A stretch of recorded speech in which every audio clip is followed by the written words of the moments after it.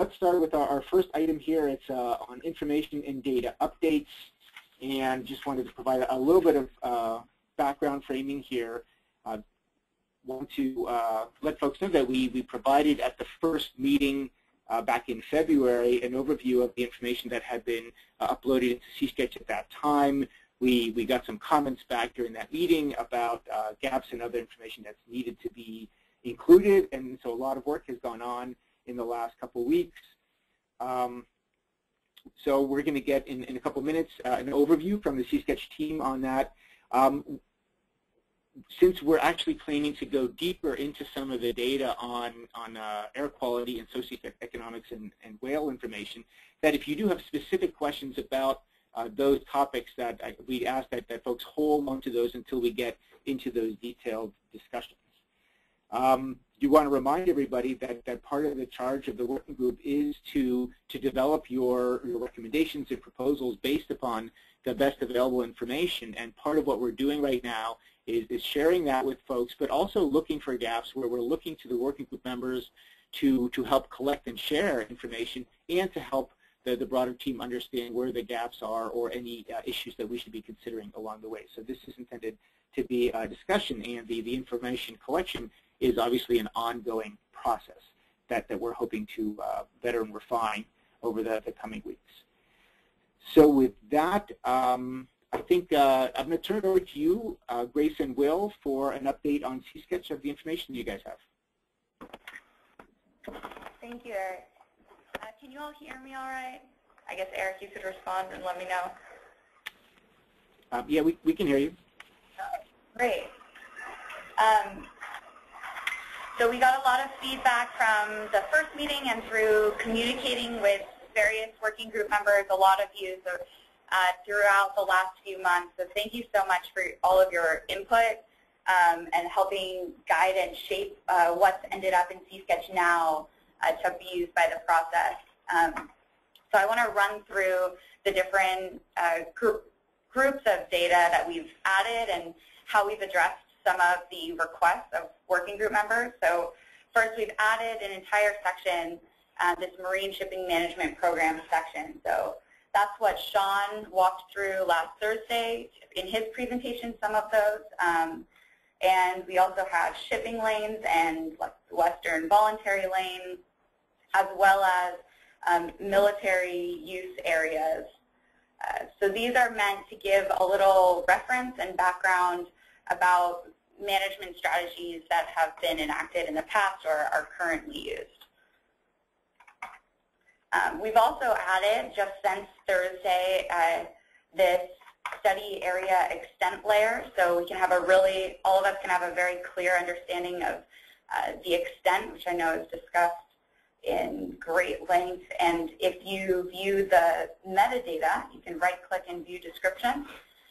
You'll be able to have a little more text information open up, taken directly from the policy memo, if you'd like to revisit that.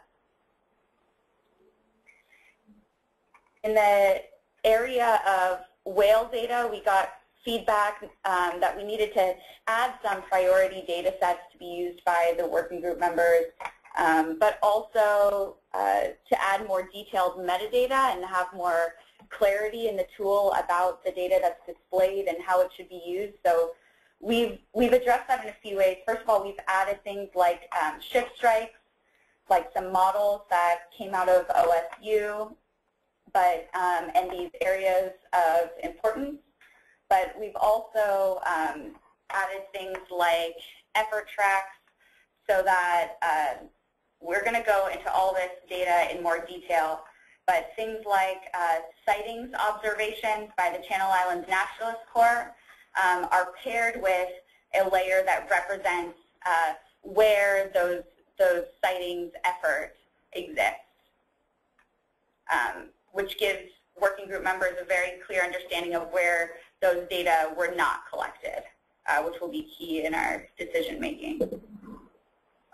That's true of other observation sightings data, which are all in this Marine Mammal Sighting Surveys folder, which includes NMFS surveys, which are paired with cruise tracks, as well as naval aerial surveys, which are paired with the transects that they fly,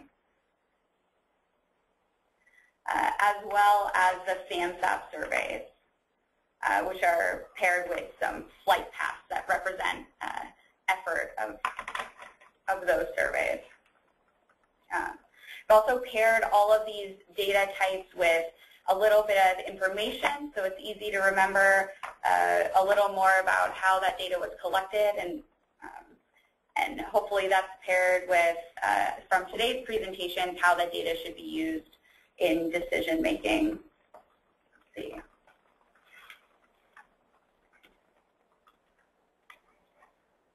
For navigation and shipping activities, there was interest in, I'll start off with the piece of feedback that we're not able to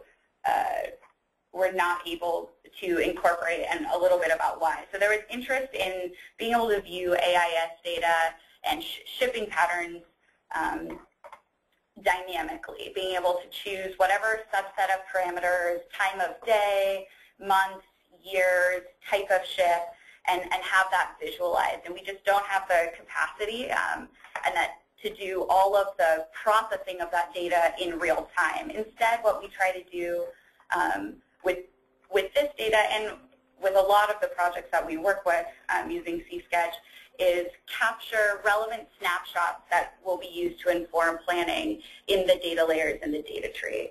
So some of those that were mentioned were desire to see patterns in time of day and seasonal patterns in shipping, specifically related to whale summer and whale winter. There was also interest in being able to look at the changing baseline, so annual variability over the past 10 years, and we've got some subset of that I'll show you.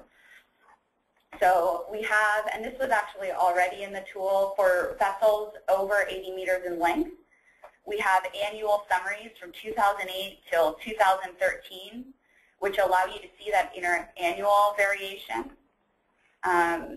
So if you'll notice, there's a very different pattern in ship traffic from 2008 to 2012. And this is something that we've talked about a lot, but now you're able to see it and work with it more easily. Let's see. But we were able to use the Sanctuary's AIS data from the year 2014 to create some layers that demonstrate some of those other patterns. So we've broken up the year 2014 into day and night, specifically 6 a.m. to 6 p.m., and then 6 a.m. to 6 p.m., and then 6 p.m. to 6 a.m. And we've done that with summer and winter as well, specifically using summer and winter as they're calculated for the whale sightings.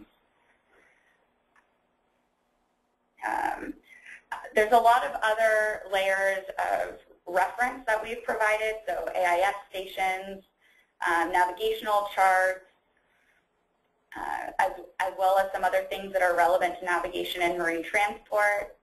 I think another piece of feedback that we received, let's see, were that some of the, especially in additional ocean uses and the section additional reference and boundaries, the folder name seemed vague, or it wasn't clear what those would be used for, and hopefully by just stating that these are additional layers, these are primarily what likely is going to be data and information to inform planning, but can be useful as reference.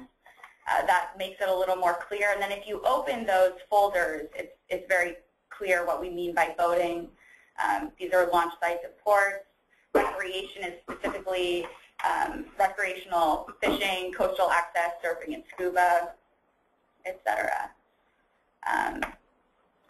Another piece that we wanted to add was some ability to visualize information about air quality. I want to mention that the primary way that we're hoping to bring air quality into the conversation is through the analytics.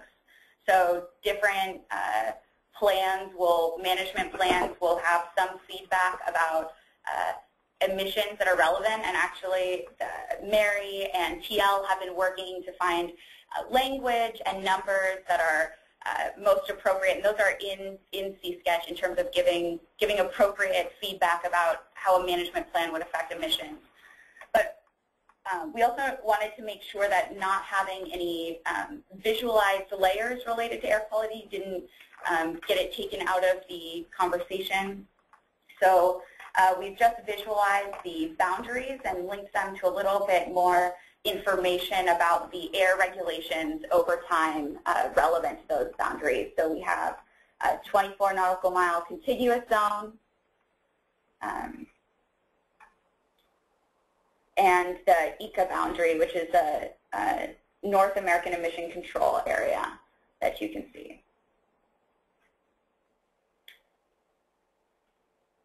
So that has run through the document that we sent you, and hopefully that gives a good update. I would welcome any information about more data that needs to be added or feedback about how different data sets are presented or organized.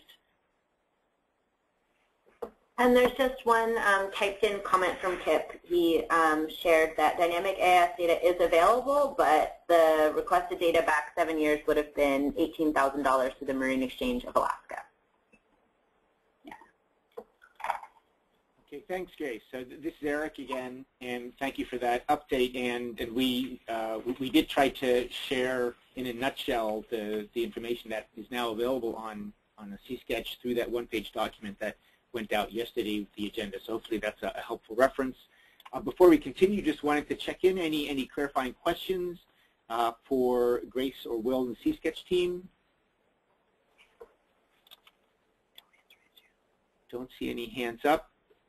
Anything before we continue then? Okay, yeah, cool. Eric, if I may, can you hear me all right there? Yes. This is TL. Okay, go ahead, TL. You know, I've been playing with the C-Sketch program quite a bit now, and I do have some comments and some suggestions. I am very pleased to see the significant progress that has been made. I think there are some other issues that we should touch on at the appropriate time. But yeah, good progress. Great job, guys. It's a neat tool. Okay, great. Thank you very much, TL. So we're understanding that there's still more work to be done there. I appreciate your help in that. Okay, so let's move on to our three main presentations, the main focus for today. Let's turn over to Janet. Hi, everyone. It's Janet from Crimson West. We have, as Eric said, 3 presentations up, and again, the intent of these presentations is to get everyone a sense of the best available information that we have for this project that will be included in C-Sketch. So we'll have the presentations, and hopefully those will help us as a group understand whether there are any remaining questions about the information that we have or any remaining information needs and whether those are able to be gotten or not during this process.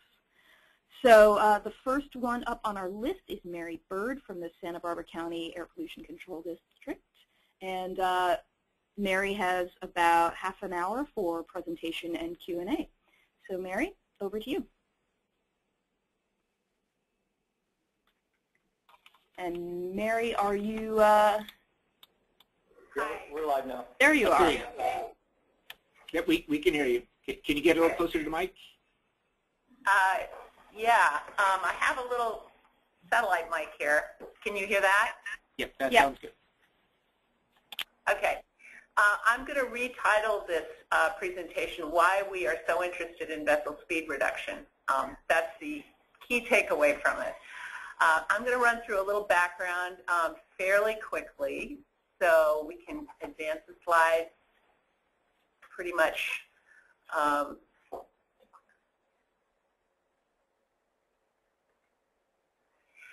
As Jeremy explained to us, marine shipping is the most efficient mode of transporting goods. So as an air district, we don't want to see that transferred to truck travel or air travel or any less efficient mode of transporting goods. However, as I think you're all aware, we haven't had rules that directed air pollution reductions until recently, and recently we've had a lot of rules come into effect. So state, federal, international rules and ports measures to control air pollution.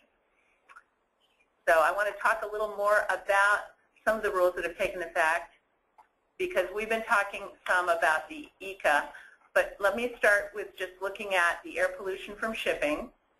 And your key here is the pollutants that are in red. Just hold that thought. We are very interested in smog-forming pollutants, especially NOx, and we're also interested in greenhouse gases.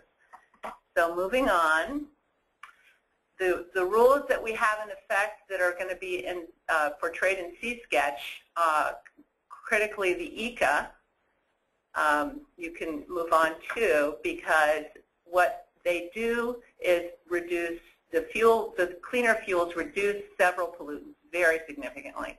However, they don't help us with NOx emissions, and they don't reduce greenhouse gases, except, as somebody pointed out in the last webinar, if they're encouraging ships to be more fuel efficient because of the greater expense of the fuels, then that is helping with fuel efficiency and greenhouse gases. But we're not really seeing very many NOx reductions from the ECA. There are some cleaner engine rules that are part of the ECA, but they're going to take effect over a long term because they only start applying to new engines. And as I think TL, you will agree that it can take a long time to replace the engines in the fleet. Okay, so now here we are in Santa Barbara County.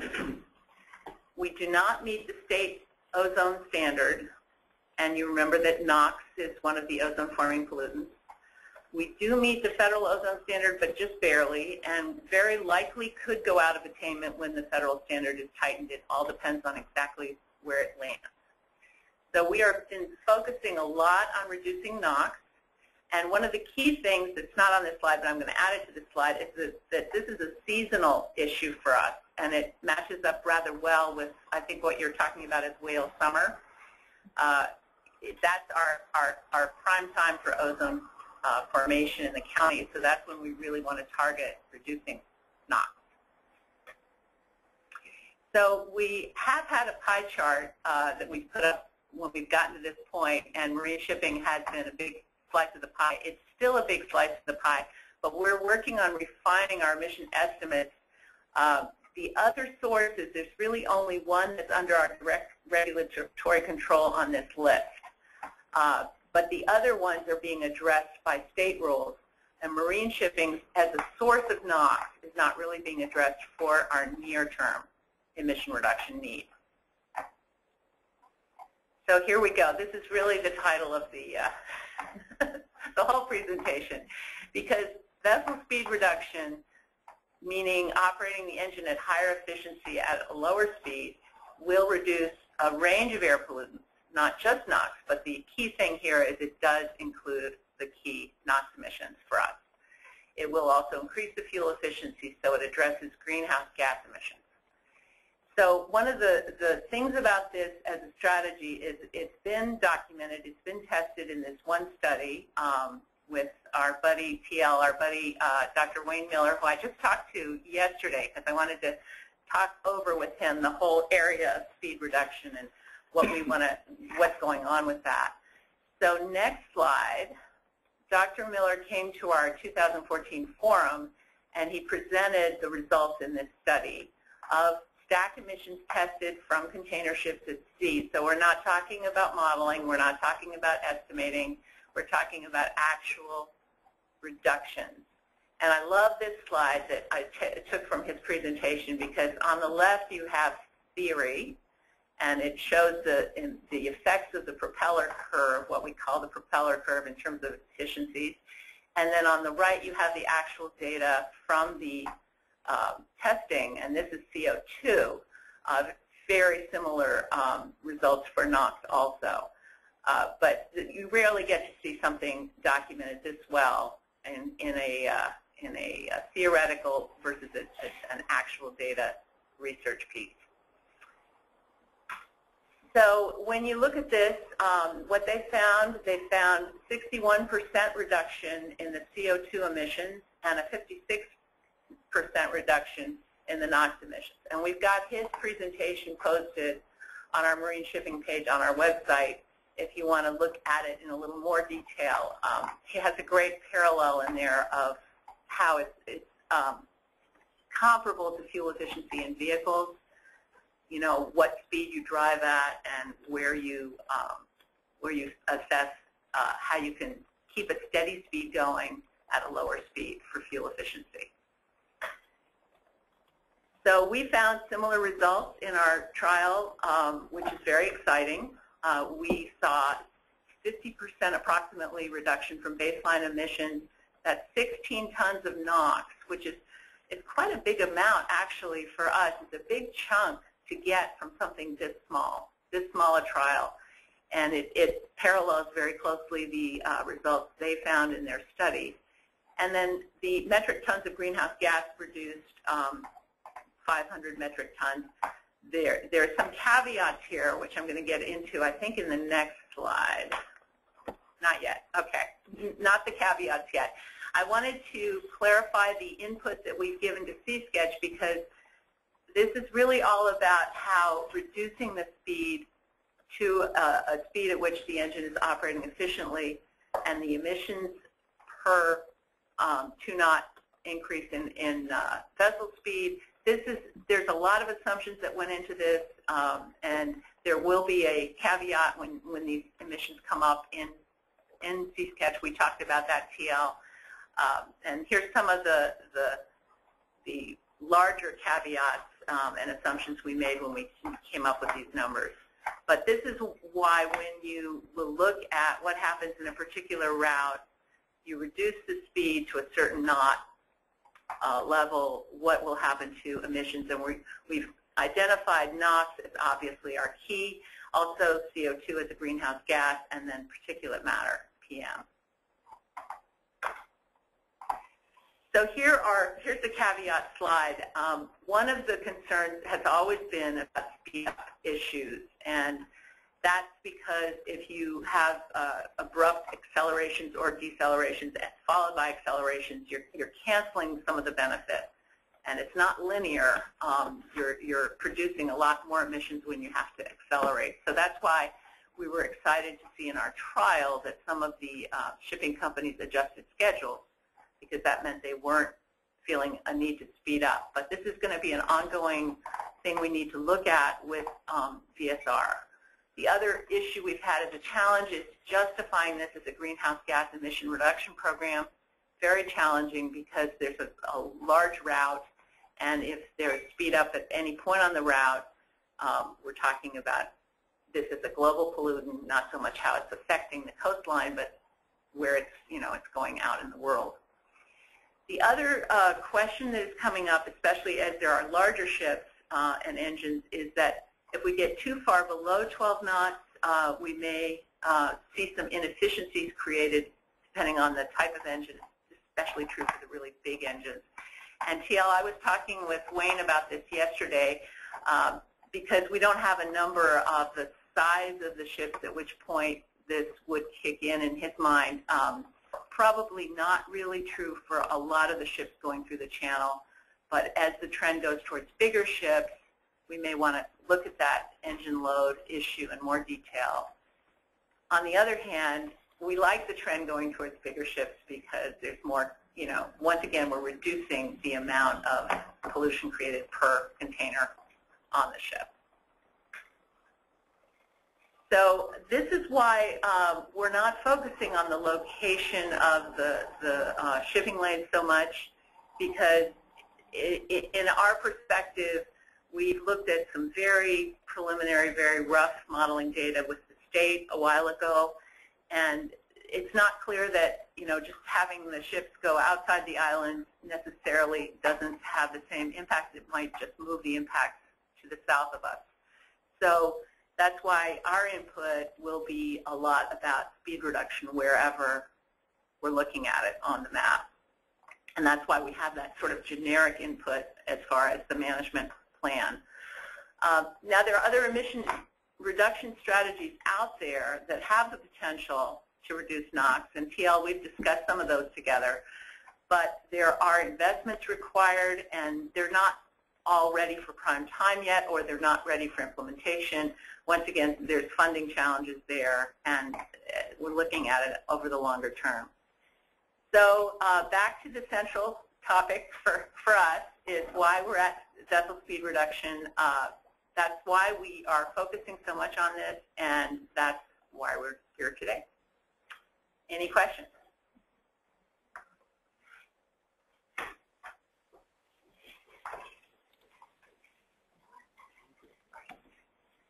Yeah, if no one else is going to jump in. Mary, excellent presentation. Thanks for covering the bases. Hopefully that gives everybody a good understanding of where we're starting from. As you know, I don't think things are that dire in Santa Barbara. I do think the trends in the industry, particularly the economies of scale and the engines, as we're finding out, are just a lot cleaner than what we thought they were. You know, Wayne does great work. I have tremendous admiration. His studies were really groundbreaking at the time. Nobody else was working on marine vessels. And it was nice to see that confirmation in the data. But I think the point that I've been making is the data has changed. The vessels that we're looking at today are very different from the vessels that are included in your inventories and also in your forecasting methodology. And I think there's a lot of good news for the airshed and those improvements. Thanks, TL. One point I did want to make is that we are refining our estimates with your help, actually, and to get a more accurate view of the fleet. The state's numbers have, at times, really overestimated the contributions because they didn't account for some of the economic downturn time and just the nature of the fleet. But we are still seeing, even with revising our estimates, we're still seeing that we are not going to be able to reduce our NOx emissions without addressing marine shipping. So I don't disagree with you. And shipping needs to do its fair share. I guess from my perspective, there's a lot more going on, and we should try to capture that in your upcoming inventories. But I believe they're positive and they're significant enough. I think we're talking in the neighborhood in the next 5 years of 40% NOx reduction, Mary. I really do. This is even with telling us that the Tier 3 may not be quite ready for implementation. I mean, well, the two major factors that give me confidence to say that are, one, the current forecasts, which are, I think the term was irrational exuberance. We'd love to see growth at those rates. Unfortunately, we haven't, but if you look at those forecasted rates of growth, we're about 40% below them today. So that needs to be incorporated, and then we need to take a look at how emissions growth is affected by the trends we're seeing in the industry, like the bigger ships. And it's not just the bigger ships, it's more efficient use of the space on those vessels, which is going to prompt the need for more efficient terminals. So we're actually in a real evolutionary phase right now in this industry, I believe, and it's pretty exciting. Change is going to come faster than most people predict. That's been my experience. Thanks. I think about the bigger ships is a really interesting one, and something we really need to delve into more deeply. Yeah, and I do have some data on that, and I've also taken a look at the port CO2 emissions per container moved by vessel and cargo handling equipment and trucks. And there's a really positive trend in all of those modes of transportation. TL, this is Janet. Thank you for that context. I think it's useful for us all to hear, and on behalf of at least facilitation and staff, we're grateful that you and Mary have been working together and sharing information. It's helpful for everybody.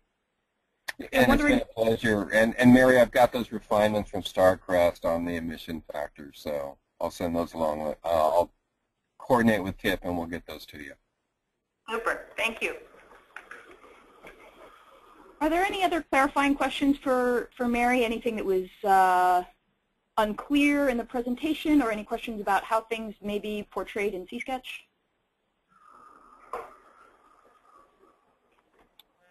Well, if I may, one last point, just to highlight this. In looking at what's in C-Sketch now, it is a good tool to do a qualitative assessment, a good, better, best. I would avoid using any of the quantitative results at this point in time, certainly applying them to the larger fleet. But for a qualitative approach, they're adequate. In fact, I've been using them myself.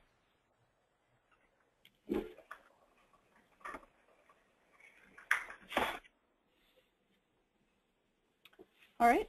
Oh, I see that Elizabeth, since Elizabeth couldn't get her mic to work on the phone, she submitted a question, which is, how is truck traffic incorporated? Or is truck traffic incorporated? Is that something that either Mary or C-Sketch team can address?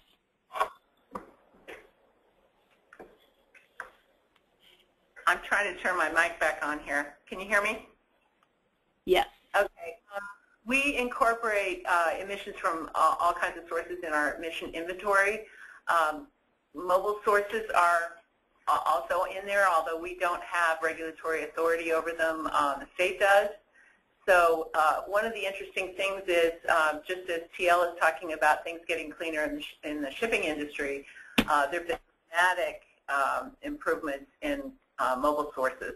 So, you know, it continues to be an area that's improving. But in terms of comparing transportation of goods, we still see that the efficiency is with the container. I mean, there's just so much efficiency there. We certainly don't want to be in any kind of situation where we're encouraging more trucking and more rail. We think that would not be, that'd be counterproductive. Mary, this is Eric. Elizabeth has noted that her mic isn't working, and she apologizes for that. I think what she's trying to get at is that with more containers coming in, does this mean that there are going to be more trucks at the ports to offload? Well, I haven't heard that there's more containers coming in, just that maybe fewer ships will be transporting, and I think we have to look to the economic forecasts on that question for where the ports are in terms of that. But it's more the efficiency of a larger ship can transport more containers, so there's one less ship that needs to be chained into the route. So that's the point I was trying to make. And I'm not the ports economic forecast person, but it would be interesting to see about that. Well, if I may, you know, Mary, we've been looking at all the, obviously the ports are deeply involved in all those potential modes of cargo transportation, and those trends have been actually more positive for the on-road sectors, and we look at this as a system, and increasing efficiencies throughout the system helps everybody. And there's been some changes in the trucking. The trucking fleet is down dramatically from where it was. It used to be around 16,000 trucks servicing the ports. We dropped to 8,500 at one point. We're back up to, I think it's around 10.5. So, and they're moving it more efficiently. There's a lot of deadheading and taking chassis that's getting out of the system now. And this will be to the good of the environment and also to the good of the bottom line of these companies that are moving these cargoes. And they will have real emission benefits. Hi, this is Sean Klein, the Chamber of Shipping of America. I can speak to the East Coast, where I think you bring up a good point with the trucks, because even in Hampton Roads, the trucks are waiting 5 hours to get in just to pick up one box, just to get into the terminal and then turn around to get out. So, you know, when the weather's nice, it's not a big deal, but when they need heat or air conditioning, those trucks are going to sit there and idle for as long as they need to get into the port. And that's really just a logistics issue, the way that the port was set up. The volume has increased significantly in Hampton Roads, but the logistics on the other side, the roads, and did not come along with that. So, yeah, it's something to take in consideration. I thought it was a good point that was brought up. So I've just turned my mic on. Can people hear me now? Yes. Hi. Welcome. Oh boy, the phone, it does work. Okay.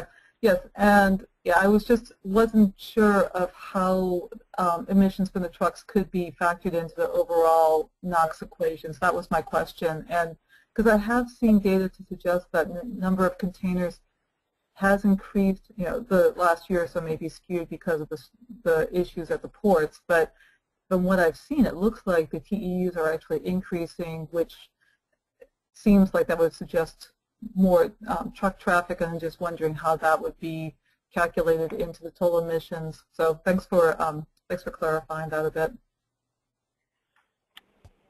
Thanks, Elizabeth.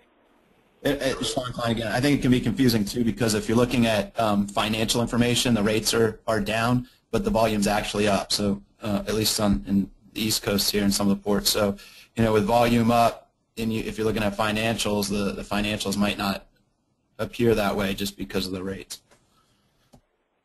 I was going to say that the East Coast story was a good one because yes, you can have bigger ships come in, but if you don't have the logistics set up right on the port end, then you can get congestion and other problems. So it is all about having coherent logistics across the system, and if you have bottlenecks, you can get problems. I also think, though, as TL said, there's an industry incentive to avoid those problems because that equals cost.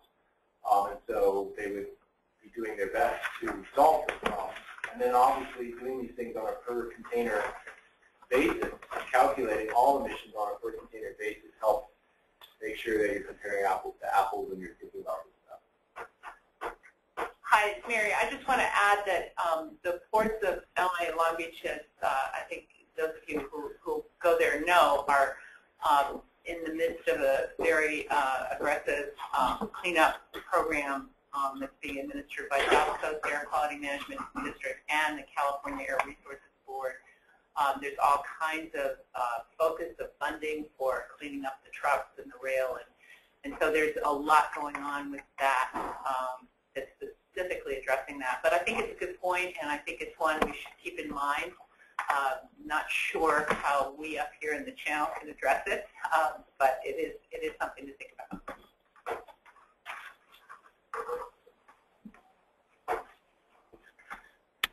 Thank you for that, Mary, and Elizabeth, thank you for the good line of inquiry.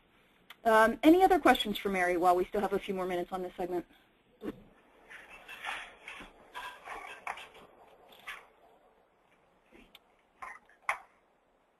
Okay.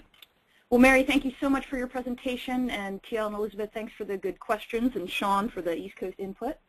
Mary, any last words for our group? Okay. No, just thanks. I appreciate working with everybody on this. Thanks, Mary. So next up is Teresa from NOAA. And Teresa, I wanted to check. I think you had some trouble speaking before, so I want to make sure that you're unmuted and able to chat with us.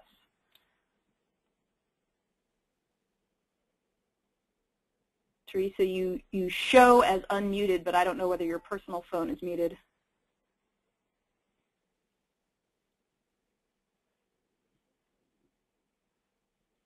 Teresa, are you able to use the chat box and let us know whether you're trying to speak?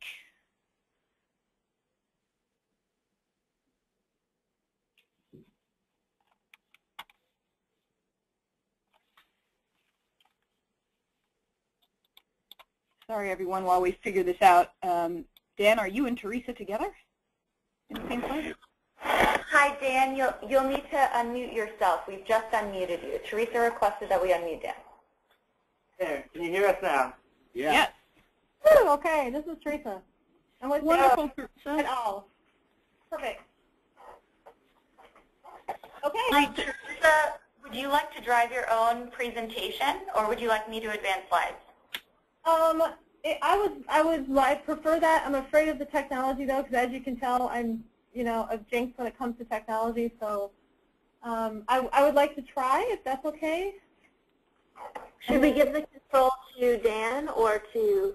Yes, please give control to Dan. Dan may be more skilled with this than I am, this technology.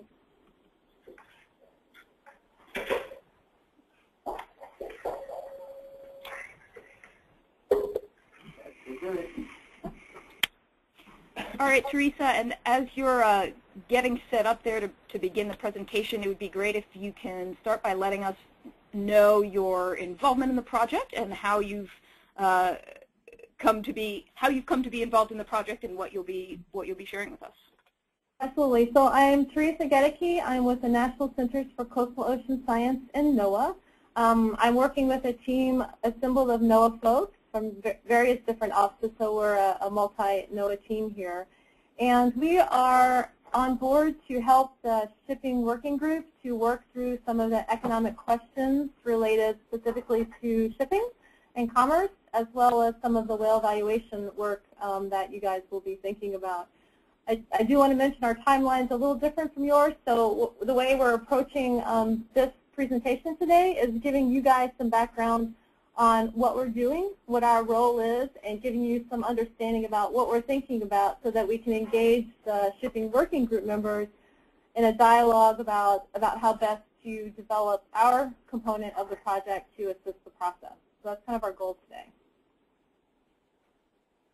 So with that, I'll go ahead and start. And I just want to let folks know if you have a question in the middle, I don't have a problem with folks asking that question at the time. I know sometimes it can be hard to remember, so I don't have an issue with that if that's what you prefer. So. And John's dancing.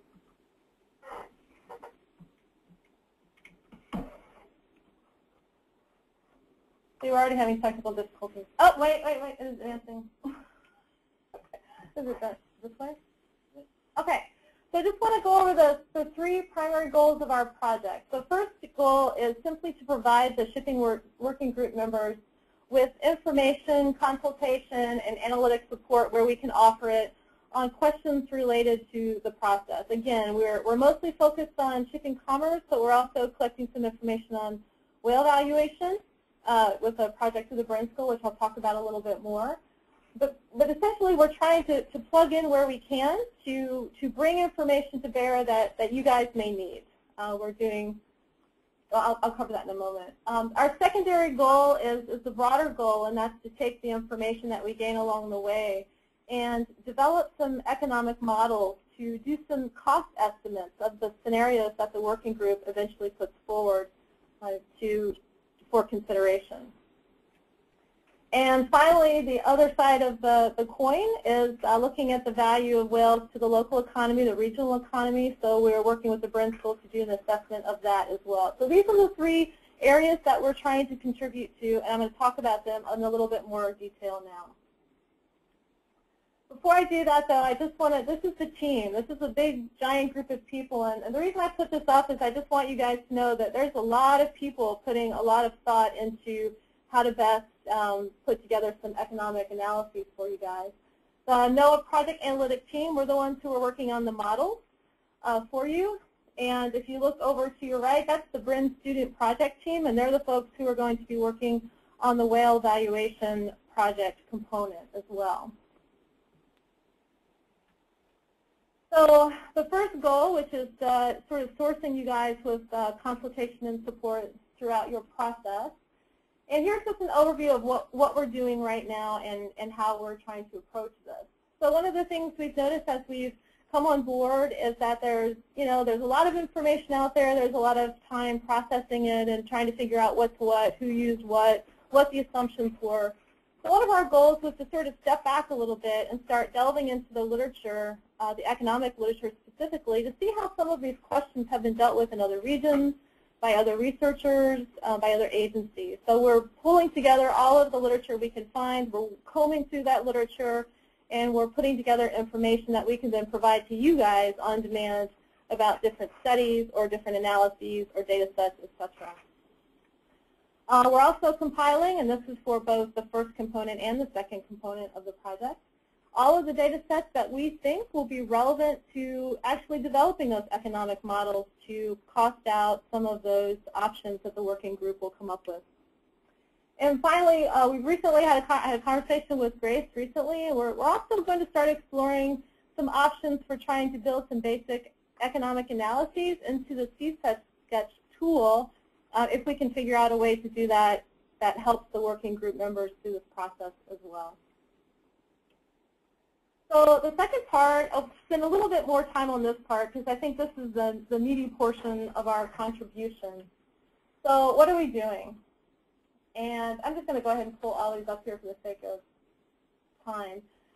So we are trying to figure out what are the different economic models that have been employed to do these kinds of estimates in the past. We know that there's been other regulatory activities in other regions of the world. We know that there's been other efforts to manage shipping and whales and even just vessel traffic related to other species like Florida manatees, for example. There's lots of precedent for these types of things that have been done in other places.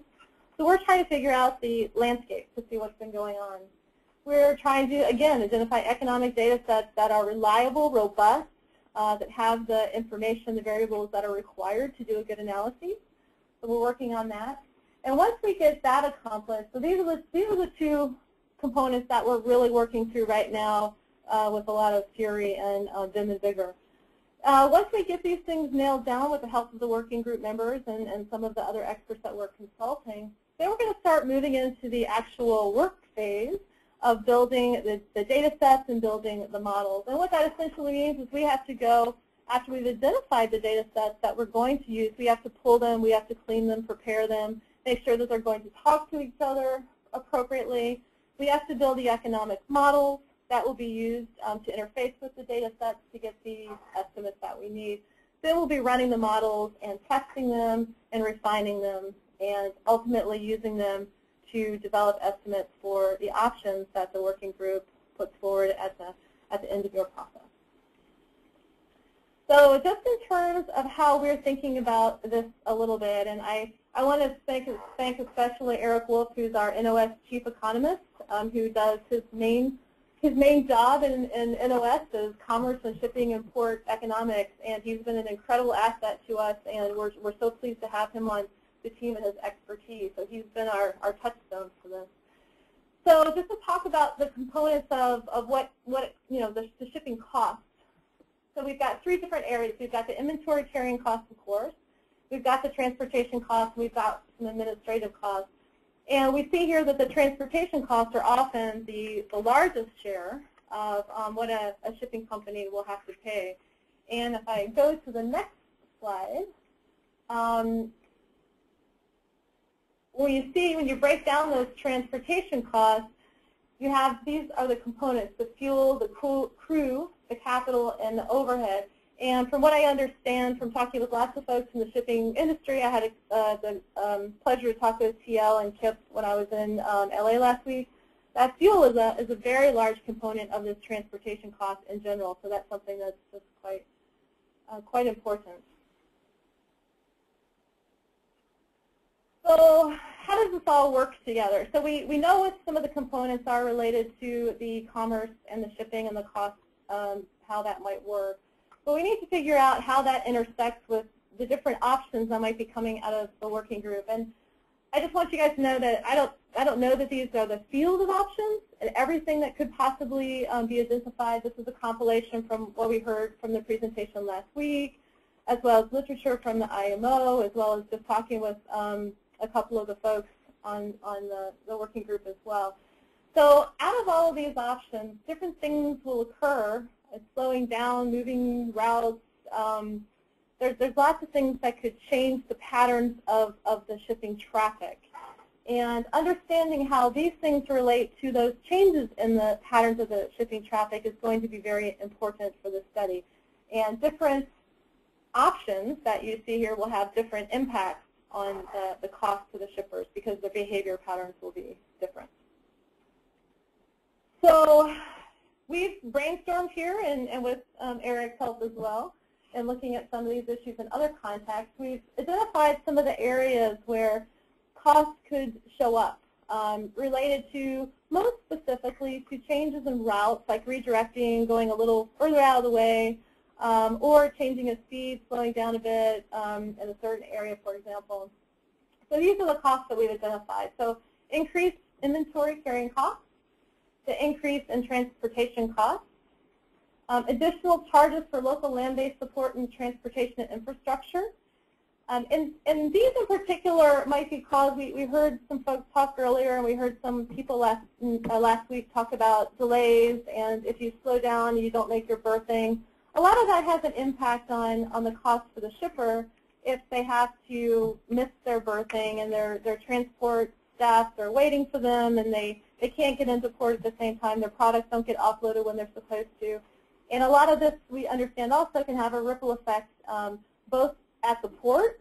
So the trucker who picks up the product is going to be a little late, perhaps, and that throws off that whole shipping schedule, as well as if the ship is continuing along another route to drop off at a different port, that could also have effects up the line unless that ship is able to make up that time in some other way. So if they're late to all of their berthings, that can have a compounded effect on the shipper. So the other ones are, sorry, I made that red. I wasn't ready for that yet. But the last 4 items are more kind of long-term items. And so in the case where you're creating regulations, for example, that may last over the long term, you could have long-term shifts just in the character and the culture and the behavior patterns of the shipping industry. And they may adapt accordingly. So, for example, if there's a rule that affects shippers' ability to go to a certain location, they may eventually figure out a way to divert and go to a separate port, or they may do something different, go to a foreign port, maybe head to Canada instead of the U.S. So there's different responses that could happen over the long term as well to different types of pressures, not just regulatory, but other kinds of pressures as well. The ones that we're hoping to address with this are certainly the first 2 items. These are the ones we really want to target. And we're hoping also to try to target the third one too, but we're going to have to be a little creative, and we're definitely going to need some help from some of the folks on the working group to help us find data sets, help us figure out the way to construct variables, to get at some of this information so that we can do robust cost estimates for this. So what are the variables that we'll need? So when I talk about variables, these are the factors that we work into the model to help us understand the cost estimate a little better. So some of the variables that we'll be needing are the type of ship, of course, the transit speed, the weight of the cargo, the type of the cargo that they're hauling. We need to know the vessel segment length and associated speed to get some understanding of that combination, as well as just demographics of the vessels themselves, hull depth, size, propeller size. All of these things can impact all of these variables, right? So speed, we heard people talking earlier about the type of engine can be very different. We heard folks also talking about, Mary mentioned, the larger the ship, the more containers. So all of this stuff will have impacts on the different costs for the different types of shipping. Finally, it's really important, and we haven't sorted these last 2 out completely, but we're thinking about it as well. And again, these are areas where we invite advice and encourage folks to think about this with us, is identification of the time frame that we would do these analyses. So it's really important to think about what time frame you'll use to do your estimates, for example. So we know about the economic downturn. We know that LA just went through a port strike, so that's going to affect their economic profile for a period of time. And so we have to be really careful about understanding the baseline, the comparisons that we're using when we're making these cost estimates. So we want to make sure that we're doing this the right way. That's the most accurate way that reflects what's really happening with this area. And finally, just understanding the context and some of the contributing variables to these different questions. In my context, again, we're trying to understand some of the economic things going on, some of the regulatory things going on. We do know that in 2009, the first emissions law went into effect, and that changed some shipping patterns. So that's something we need to know. We also know things about contributing variables. You know, that effect of the law also probably had some impact on reduction in emissions. So all these things we have to understand so that we don't make incorrect assumptions about what's causing an effect in a model. So when you're relying on existing information, we all know that there are some challenges to doing that. And one of the things that we want to make sure everyone's aware of and that we're aware of is that there are some challenges and there are, as a result, some limitations to the data that we have available. And I'm not going to read all of these over, but clearly with the existing data that we've identified, the data sets, there are some limitations to what we can get, the granularity of what we can get, the different types of variables. There's some limitations sometimes about how the data sets can talk to each other. And what I mean by that is the variables that are similar enough that we can tie them together and they mean kind of the same thing. Some of the consequences of that are just, you know, that this all impacts how robust the models are, the analysis are. And we need to understand that, and we need you guys to help us work through those issues, and we need to all get to a place where we're comfortable with the error bars on those models. So just real briefly, I'm at about 15 minutes, and so I need to save some time for talking. These are some of the data sets that we have identified so far with Eric's help. These are national level data sets that are regularly used in the U.S. government to do calculations related to inventory carrying costs. And I don't want to go into too much detail right now, but when this presentation is posted for you, refer to the notes section of the presentation, and it gives a summary of the data sets for you. I will mention also that I mentioned that we are going through and pulling data sets, and we're sorting through them and identifying the strengths and weaknesses. We're doing all that in spreadsheet form, so as soon as we get that completed, we like to share that with the working group as well with full details on these data sets so that you guys can look at them as well as us and see what they're all about. So these are the ones that we've identified that are good for calculating the carrying cost. This is the data set that we've targeted for looking at the operation or transportational costs. And one of the things I'm very curious about, I talked with TL and Kip a little bit about this last week as well, is to what extent the shippers in particular use these data sets on their own and for what purposes, and trying to understand if there's some familiarity already with these data sets and what they can do and the strengths and weaknesses related to them. And finally, after we get all of the models, of course, we'll have to make some adjustments, and this is how we'll make our adjustments for the inflation as well. So all of this information has to be linked up with the AIS data to make it spatial. So when I say we're talking with these sketch folks to try to figure out how to make our economic models work in this C-sketch tool, we have to find a way to link it to the AIS information so we can create those estimates based on the real patterns of traffic. So part of our task is going to be developing either taking AIS data and working it through so it talks to the data sets that we're pulling, or looking at the AIS data that's currently in the tool and how it's been parsed and processed, and seeing if we can come up with economic models that will do the same thing for them. So there's a little bit of work involved in trying to get these things spatialized, if that's a word. I've heard it used, but I'm not sure if it's a real word. So that's one of the challenges that we'll have as well. So this basically is just a heuristic model of what we're thinking about in terms of how this analyses, these models are going to look in terms of the data sets relating to each other. And I won't spend a lot of time on this because I'm running out of time, and I want to get to the whale evaluation component as well. But again, this presentation will be available to you, and I encourage anyone to contact any of us with questions, anyone on the team. Okay, so the last component that I mentioned is the evaluation of whales and whale watching for the regional economy and communities.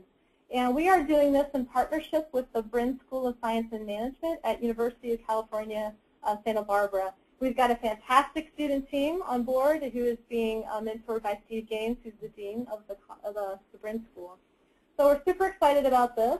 What it entails, essentially, we have two components. The first component is the students will be engaging the whale watching operators, and specifically they'll be doing this to get some information on the economics of their business so they can understand the contribution and the value of those businesses to the community. And the second part of their project is going to be engaging with the actual customers, the folks who are coming out and paying to see the whales on these operations, on these boats, and trying to get some understanding about the non-market value of whales and whale watching and other ecosystem services if the students choose to include those. And what we mean by that, I don't know if you guys know of ecosystem services, but those things related to the ecosystem that give humans some kind of benefit or value, such as watching a whale, clean air to breathe, clean water to drink, that type of thing.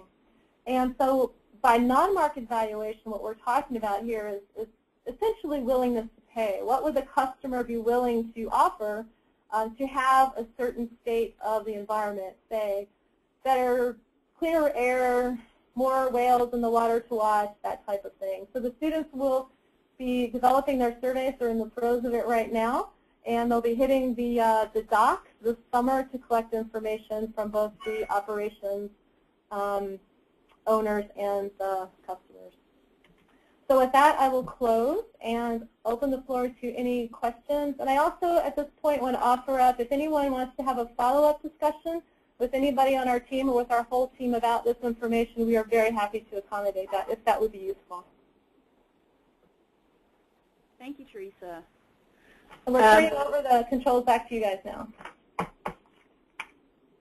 Okay. I'll just make a note as a follow-up. We will make sure to send your contact information out to the full group so that everybody has a way to access you.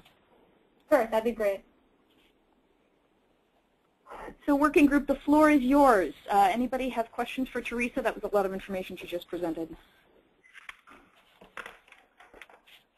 Teresa, this is Christy.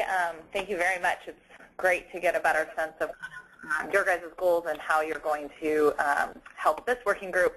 Just wondering if you could talk a little bit about the time frame when you might expect to be able to pull some of this information together and when it could possibly be useful or integrated into the working group process.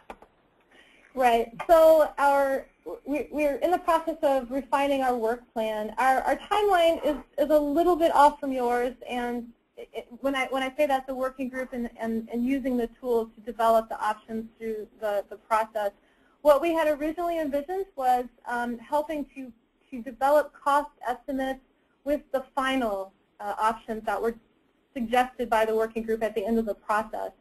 We know now that there's a need to assist along the way, and we're definitely interested in trying to accommodate that as well. Our project timeline, we started in, I guess, March, yeah, and we wrap up in July of next year. The summertime we had slotted and allocated primarily for identifying data sets, identifying variables, and pulling that information together and preparing it for analyses. And at the same time, starting to build the models and test the models so that in the fall, when the options were available, we would be prepared to look at those estimates.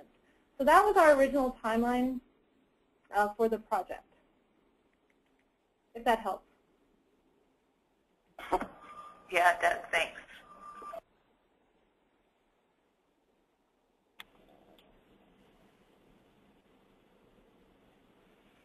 Other working group members, do you have questions about either the first half on economics of shipping or the second half on economics of whaling? Not whaling, of whales.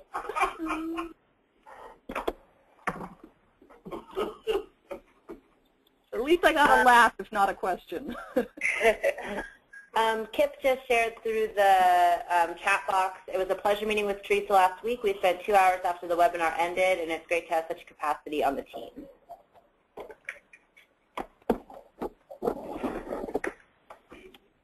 This is Phyllis. I have a question. Teresa, you're familiar with the National Ocean Economics Project, which is kind of now housed at the Monterey Institute.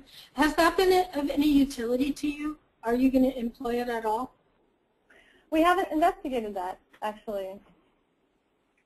It's sort of a metadata project, and it has, I think, in it, may not be entirely current, but I think it has some of the data sets incorporated into it that you were talking about. I think it's worth looking at. Sure, absolutely. Great presentation, by the way. Thank you. It's a team thing.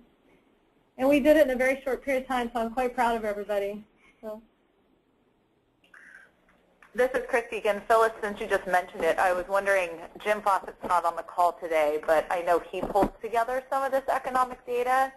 Do you think it would be useful to reach out to him and see if he might also have additional data sets or knowledge of them? Yeah, yeah, I think having Teresa, having you talk to Jim would be good. He's teaching right now, so he's not able to be on the webinar. Okay. I can put you in touch with him, though, very easily. That would be great, Phyllis. Thank you. So I noticed that we have 2 questions on the, or 2 raised hands on the webinar, and John Berg, you were first. Do you want to go ahead? Yeah, thank you. It was a great presentation. I just wanted to point out in terms of essentially being able to pass on the costs or the willingness consumers of transportation to absorb any additional costs. Quite a few years ago, there was a group called the Businesses for Social Responsibility. I'm not even sure if they're still around, but they developed a work group called the Green Cargo Work Group, where they were approaching multiple shipping lines, basically trying to reduce greenhouse gases through the transportation chain. And I think it provided a lot of good discussion and some valuable insight, but it was very clear at the end of the day that I can't speak for the final consumer, but the consumer of the transportation costs, which would be the shipper or receiver of the cargo, it was very clear that they were absolutely not prepared to pay, 1 penny more for any additional environmental benefits. Whether at the end of the day, if those benefits or those environmental cost increases can be passed along is another question, but the consumers will certainly not voluntarily absorb those costs. I assume you're talking about the willingness to pay study. Is that what you're referring to? Yeah, essentially. And I know you were talking to more like final consumers, but really for shipping line, the consumer is the is essentially the person paying to move the cargo. I see what you're saying, the distinction. Thank you. Thanks, John. Yeah, Jessica, Teresa, you had a TL. Oh, I'm sorry, did I cut someone off? Yes, TL. Jessica's next, and then we'll take you after. Hi, it's Jessica. Can you hear me? Yes, Jessica, I can hear you. This is Teresa. Teresa, I thought your presentation was really interesting, and I think it is really exciting to have this component added to the working group. And I'm just trying to get my head around the economic models, and so my question for you is, shipping has been really dynamic in this area, in the channel or south of the islands, and I guess I'm wondering if your models, with how they're built and the variables and parameters they're taking into account, would they then be able to predict these potential changes in shipping, or more would they be estimating the cost of the various traffic that has shown up each year? I believe it would be the latter. I don't think we're trying to predict the shipping patterns in the future. We're really looking at the patterns to help us predict, to develop ways to predict what the cost would be for changes similar to those patterns. If that's correct. That's right. Yeah. Okay, thank you. Huh? Thanks. TL, you're up. Yeah, sorry to cut you off, Jessica. Yeah, excellent presentation. Just to augment what Mr. Burge was saying, our members don't make a decision as to where to bring the ship in. That's actually made by the owner of the cargo that's inside the boxes. And then you get into issues of capacity at different ports. But in essence, the diversion issue, such as it is made outside of our realm. They'll decide which is the best port of entry, and they'll utilize it. What we hope to do in California and elsewhere is to remain competitive and to be able to provide those services, and also take all of these other environmental considerations, such as air quality and enhancing protection of the whales at the same time. You've got a challenging thing here. I see a lot of good quantitative data that could be applied in other ways in the C-Sketch, and maybe there should be a broader discussion of, is there some way to create metadata from the metadata?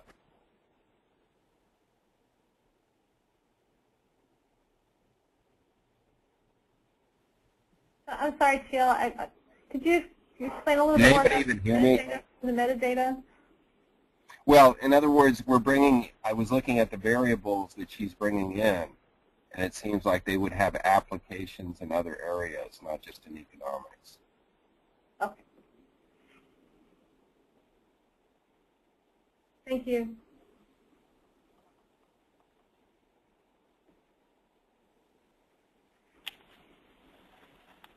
Any other clarifying questions for Teresa and her team?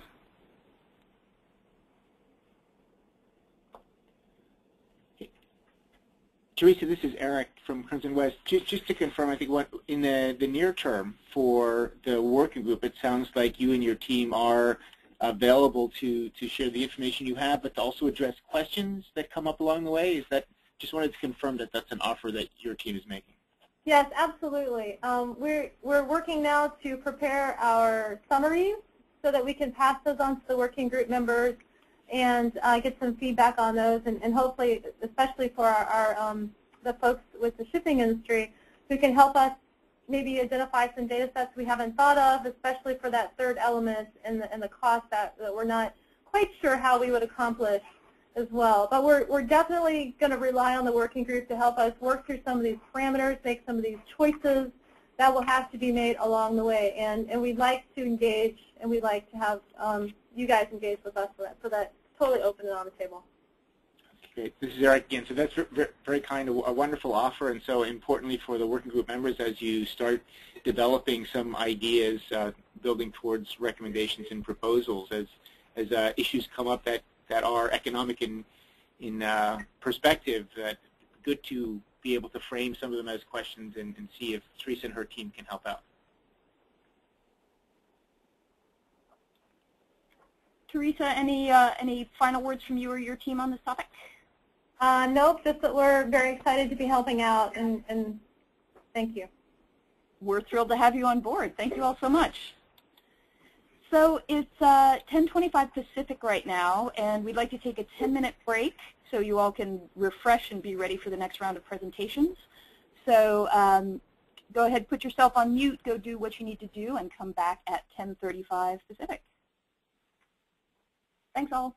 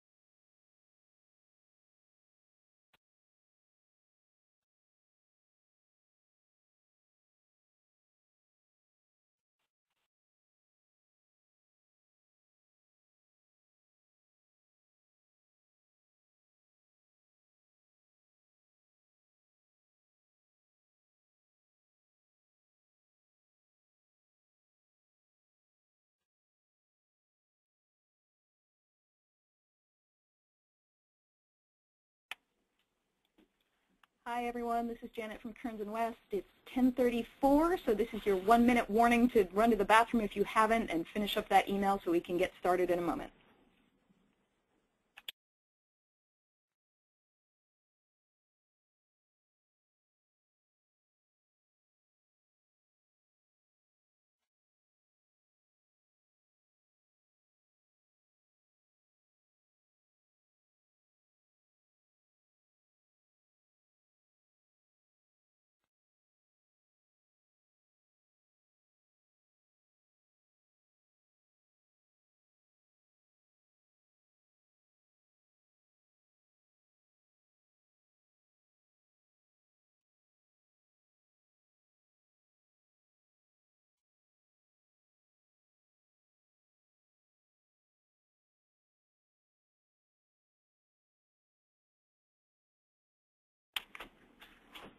All right, your last minute of free time is up. We are back on the clock here. Next up is our last presentation, and this one is on whale information.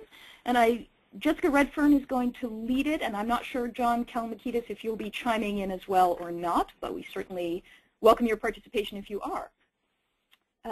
So C-Sketch team, can you pull up the presentation for Jessica? And Jessica, are you on the phone and ready to chat? I'm here, and I think I just wanted to clarify, I kind of saw John and I as jointly leading this. So John, I'm hoping you're here and on the line. John looks muted right now. Yes, there is. Yeah, I'm here. Okay, good, because I had been envisioning John and I kind of jointly leading this discussion. That's fantastic. Great. And Jessica, this is Christy from the Santa Barbara Pod 2. You also do have sanctuary staff here too, as you need to help chime in. So you've got a few people helping you out. Excellent. I thought what might be useful to start with, when I'm thinking about data sets, there are probably 3 questions. When I think about whale data, 3 questions I ask myself, and I wanted to throw those out. And then, John, if you have other big picture things you think about, and maybe sanctuary staff as well, we could start there before we dive into the actual individual data sets. So one of the first questions I would ask myself is about the temporal coverage of the data set. So what time of year were these data collected? What time of year do they really represent? And how detailed is that representation of time? Is this something where data was being collected every single month and monthly summaries are available with adequate sample size to say something about changes between months? Or, as will be the case in the habitat models, were several months averaged together so that the data are more representative of a season? So those are the temporal coverage questions I would ask. I would also ask very similar questions about the spatial coverage of the data. And I think here, for our working group purposes, one issue that's really important to think about is whether data was collected only in the channel or both in the channel and offshore, or just really in offshore areas, because that's certainly going to have a big influence on what sort of questions you can use the data to answer. I would also ask how detailed the sampling was. So, you know, how close together scenarios can you look at? So, for example, do you have data that supports looking at a 1 mile narrowing of a shipping lane or a 1 nautical mile shift in a shipping lane? Or is the data too coarse to really support that kind of analysis? And of course, this is on my mind because when we get into the whale density habitat models, those are really coarse predictions. You couldn't use those to look at small changes in shipping. And I think the final question, and it really is sort of related to both of the spatial and temporal coverage questions, is thinking about how the data were collected. So was this a survey that is going throughout an entire area looking for whales on some sort of systematic pattern, or is this a survey that is going out targeting areas where whales are known to be, because again, that's going to influence the kinds of questions you can ask of the data. And so maybe John and Sanctuaries folks, if you have anything else to add to kind of general data considerations.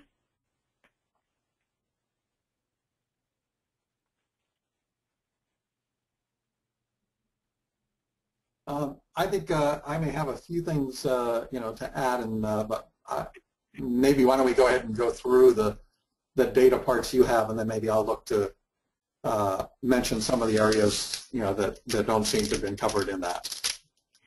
Okay, great. My thought was then to kind of go through the, I can see we've got C-Sketch up, thanks so much, Grace, and we're at the whale data section.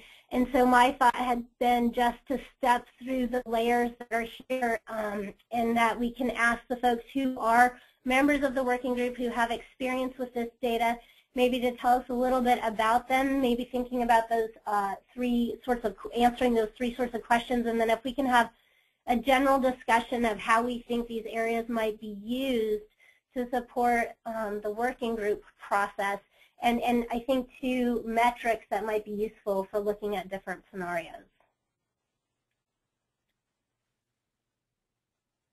So if that sounds good, John, could you kick off with the discussion of the areas of importance? Sure. No, that sounds good.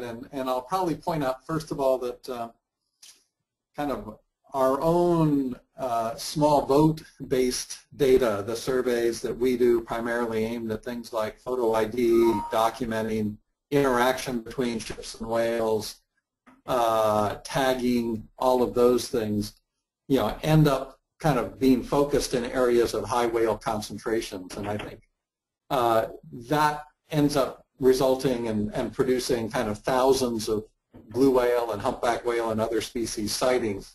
And there are two different ways those have kind of gotten used that I think will intersect with C-Sketch. One more immediately, which is this areas of biologically importance.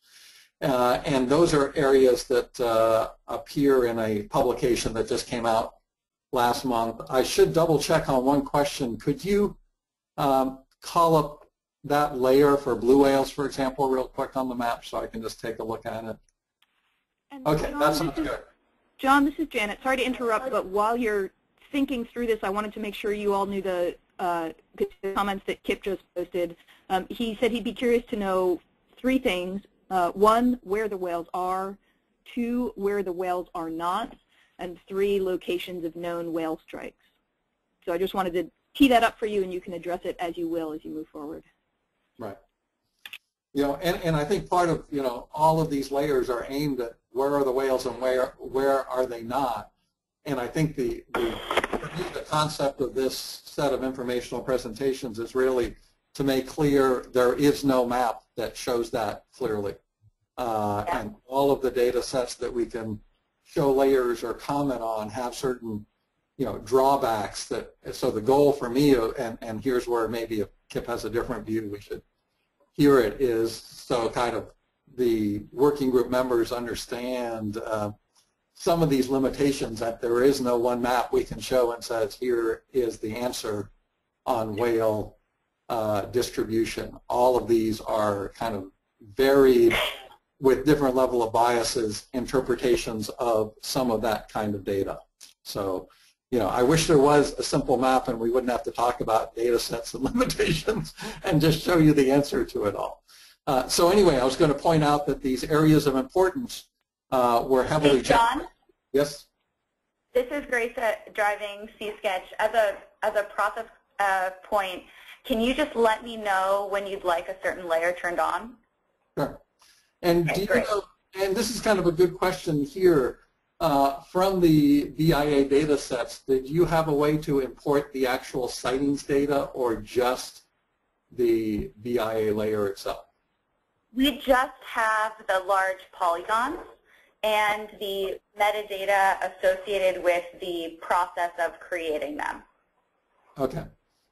Because I think in the manuscript on these biologically important areas, a key element is because of the kind of imperfections of some of this data and these layers, the goal in that manuscript is it actually shows the sighting locations overlaid with the habitat density models, which I think when Jessica talks about her data set are tied to that, but is a little different iteration of it. Just because the sightings data that comes from our data that we heavily use to generate these biologically important areas were areas we had documented high concentrations of whales, but they were very much limited by our survey coverage and the biases of our survey coverage. So we were very explicit there in saying we could identify these are important areas. We've identified whales, and our work has documented there that they were important feeding areas specifically because we were doing behavioral observations. But they were not necessarily, it didn't mean every other area is not, there weren't other areas that were important and being used by these different species as well.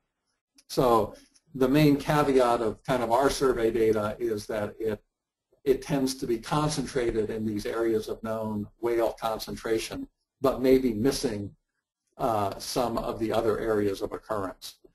But these layers have become important because it seems like by our having identified them, and they've sort of entered into and become part of NOAA's process. It seems like they're coming up in a couple of different stages. They're perhaps being used in some of the discussions between NOAA and the Navy in areas that might be important to these species. So I think they're a good layer to have, but I did want the working group to just be aware of the fact that there are limitations to these. They're based on where we have documented concentrations of feeding whales from our small boat operations, but they're not the result of systematic surveys that exhaustively covered all, of the Southern California Bight, and in particular, all of the offshore waters. And for example, could you just check only the fin whale BIA there, uncheck all the other boxes? Okay. And I think what you'll see, that's what I was hoping it would show. It would show the fact that there is no fin whale BIAs. And for example, fin whales was one of the species we dealt with, and in our paper, we showed the sighting locations for fin whales. Oh, that might, see, I think that's fin whale BIAs from other regions, but we decided not to show BIAs for fin whales along the U.S. West Coast because fin whales are heavily distributed in offshore waters not covered by some of our surveys. So we felt it would be inappropriate to try to designate those at all. So even though you'll see a fin whale BIA, I think we should probably just remove that layer from C-Sketch, and it probably shouldn't be there at all because of the biases led us to exclude that. So anyway, there is a background paper. I think it might be worthwhile to, add that reference to that background paper here in C-Sketch in a way that people, may want to check on that to get an appropriate perspective on it. It's the one cited down there, partway down the list that you've highlighted, that your cursor is on now. And as I said, it shows the sightings, talks in more detail about the caveats, and overlays these with this habitat density models. Because, we're pretty, I think, we try to be pretty transparent in this paper about the limitations of this data and what these layers mean and what they're based on. Okay, maybe I should stop there and see if there are any questions about that.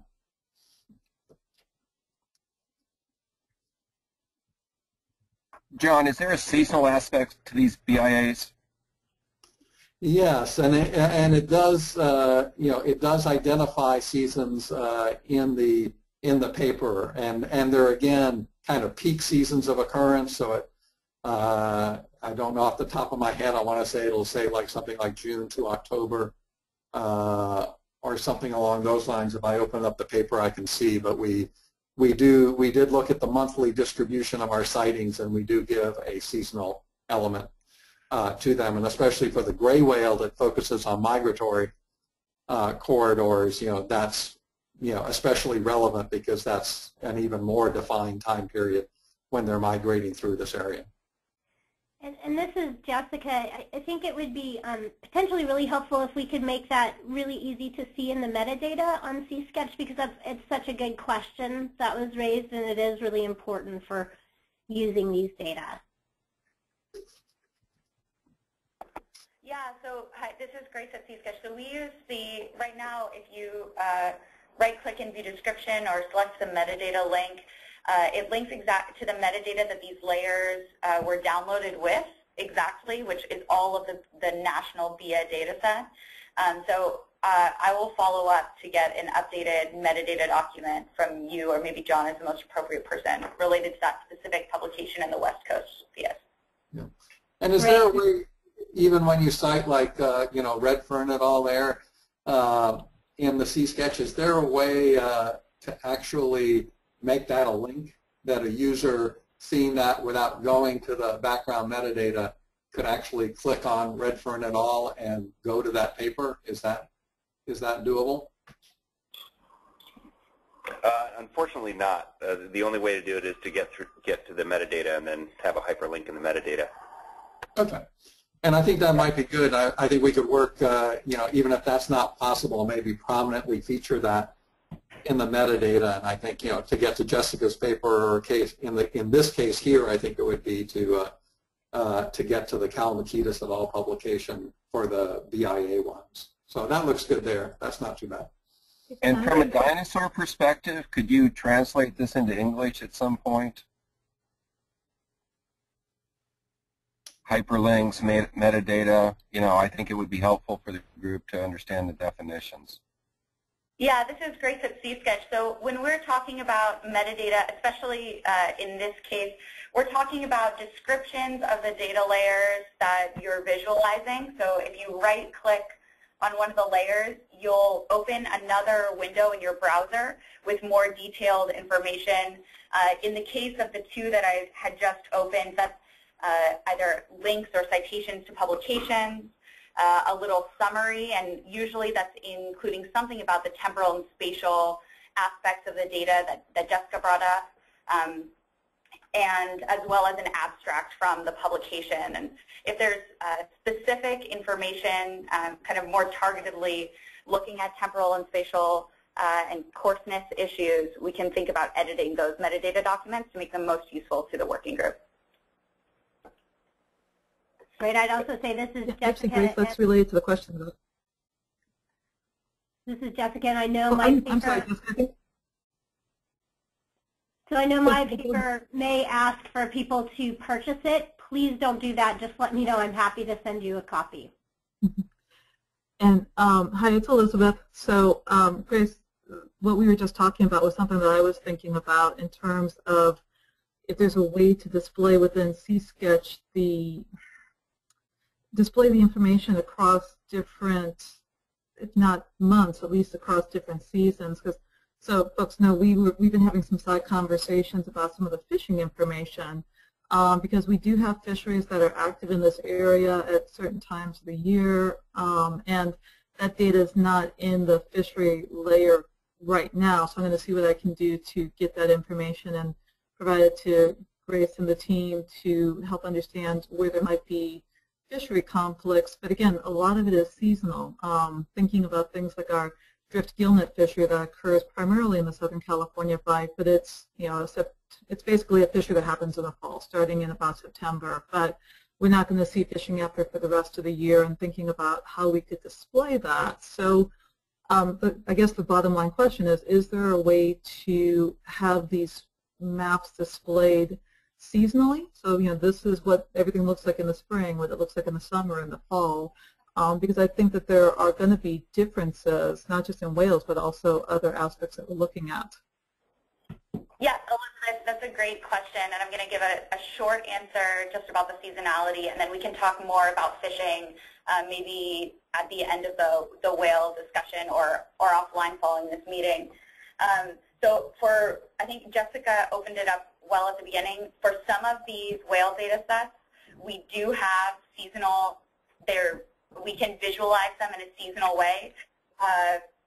For others, they're annual summaries or overall summaries, and John and Jessica, feel free to clarify this. after I describe, but all of the sightings data where possible, we've either specifically broken it down by layers of, for example, that one of the next data sets we'll talk about sightings that were in the summer or sightings that were in the winter. For other data sets where you can't do that, it specifically says in the beginning of the metadata, just the short summary, when those data were collected. And for the ones that are broken up by season, it clarifies what part of the year that season refers to. We also tried to do that with the AIS data, breaking it up by summer versus winter. So this is something we can absolutely work on. It just depends on the specific data set we're talking about, whether it can be visualized in a broken up way. So thanks for that question. Yeah, and this is Jessica. I think maybe we should keep moving forward because we have basically another 35 minutes and still several more data sets to get through.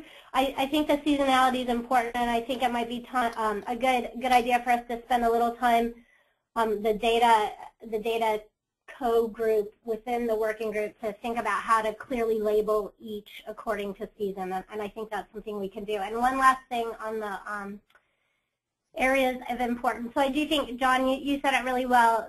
These were surveys done in areas where whales were known to occur, but they do identify areas where feeding is known to occur, and I think that's important. My last thing, and I think it'd be great if we could do this at the end of each data set, is thinking a little bit about maybe metrics that could be used in working group proposals for C-Sketch. And to me, one of the things I have used for BIAs in the past is, let's say you were going to draw a couple different shipping routes.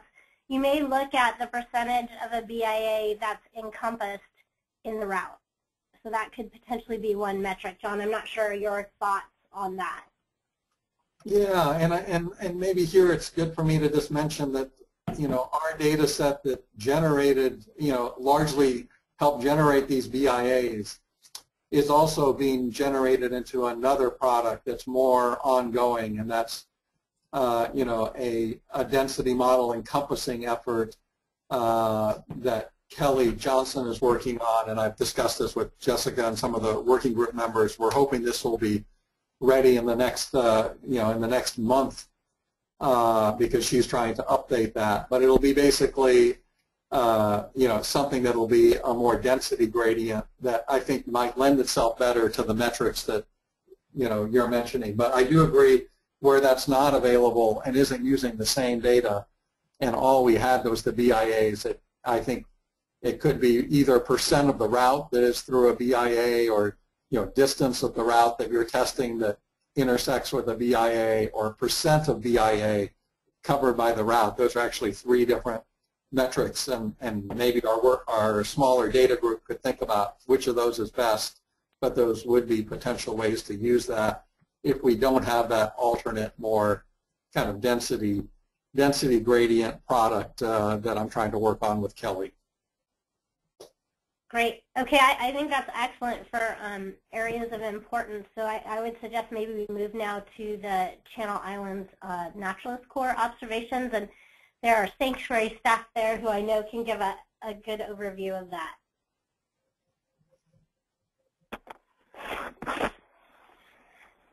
So this is Ryan from the sanctuary. Just to give you an overview, the Channel Islands Naturalists are a group of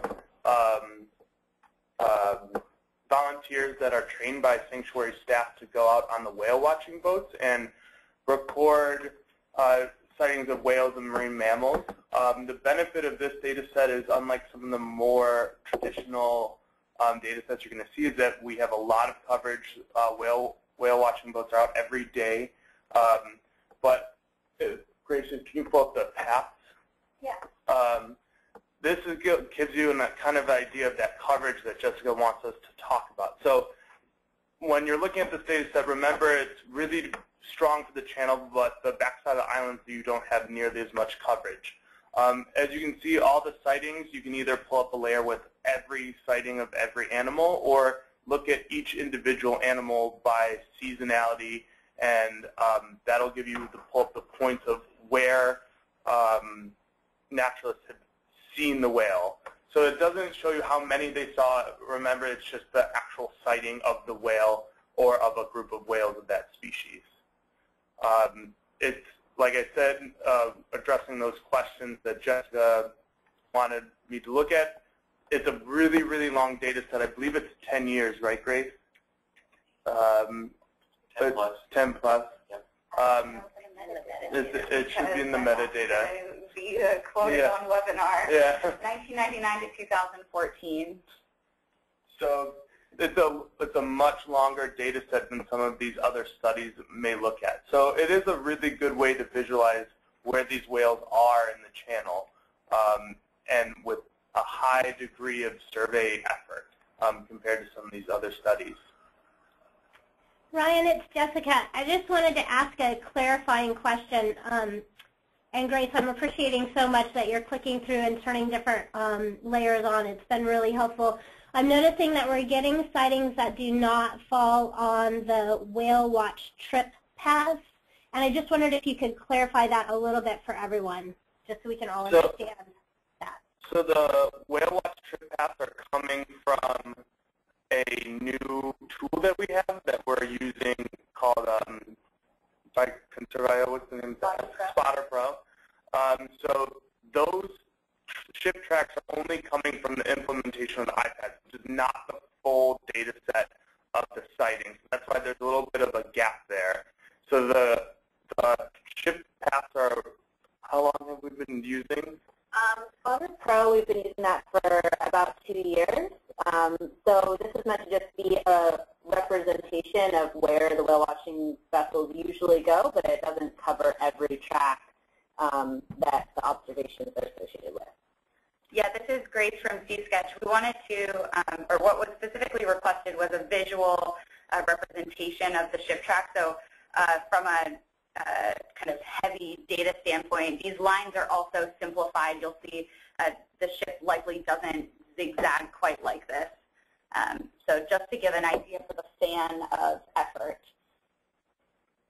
And this is Jessica. One other pattern I'm noticing in the representative trips, we definitely have a concentration near the mainland coast and then sort of a concentration along the Channel Islands. And I guess I'm wondering, is that, and lower, there will be less effort, it looks like, right in the middle where the shipping lanes are. Is that a representative pattern? So I do know that the main company runs 2 different kinds of cruises, one that's more coastal looking for gray whales and one that'll go to the islands looking for different species. But I would say that from looking at just the effort, you can treat that as it's not perfect, but it is a representation of where the ships do usually go. And the other thing is that you have to remember these boats are operating on the idea that they want to go to the places where the whales are. So if they know a whale or they have reports of a whale being on the other side of the island, that's where they're going to go. It's not as standardized for the rest of the folks as some of the other studies you're going to see. And the goal of a whale watching vessel is to make sure that the patrons see the whale. And Jessica, this is Sean. To answer your question specifically, and having worked with this is primarily the Condor Express that you see the tracks offshore near the islands. They do watch whales in the shipping lanes if the whales are there, and they will stop and follow whales as long as it's safe to do so. And the other thing that this reinforces for me, having worked with the Naturalist Corps and the whale watch vessels in this region, is they, as Ryan just said, their job is to find whales for their customers. And so if they see whales along the track, they do stop. So what this shows is where they're going is where they're seeing whales, and where you don't see whale dots on some of those tracks, it's likely because they didn't spot whales along the way. And then, again, just to reinforce, you don't see the whale watch vessels very far west out towards San Miguel Island or south of the islands. And that's a factor of trying to keep their costs down and their trip time down for their customers. It's 20 years ago when the Condor Express was a monohull, it was a Condor, It was an old boat, and they would spend 8 to 10 hours on the water. That same trip is now accomplished in 4 hours. So they're providing a higher value experience for the customer. So again, this is it's a lot of effort in a fan that's focused on the from Santa Barbara and Ventura out to mostly Santa Cruz Island and the eastern part of the channel, and not as much whale watch effort out west or south. And if I can jump in here for a second, this is John. When you look at the blue whales, I think the most dramatic thing that will jump out at you, that's a disconnect between the effort of recent years and the sightings that are based on heavily, data from a much longer time period, is that concentration of sightings you see there on the north side of Santa Rosa Island and the north side of Santa Cruz, east end of Santa Cruz, west side of Santa Cruz Island that you see. And you'll see that the whale watch effort doesn't look very concentrated there, but that's just because most of those sightings are from more than 2 years ago. Throughout the kind of 1990s and 2000s, blue whales were concentrated in that area. It hasn't been as much the case in the last couple of years. So that's why you see only a very little effort in those recent whale watch tracks, as the vessels do a double check to make sure there's still not concentrations of whales there. But the sightings are still dominated there from the sightings in earlier years. Great. Thank you, everyone. And I think, Grace, if you could, while we have the blue whale all sightings up, if we could turn off the representative trip paths, and maybe can we turn on the blue whale BIA, or area of importance, sorry. Great. And I just wanted to do that because I think that it's helpful.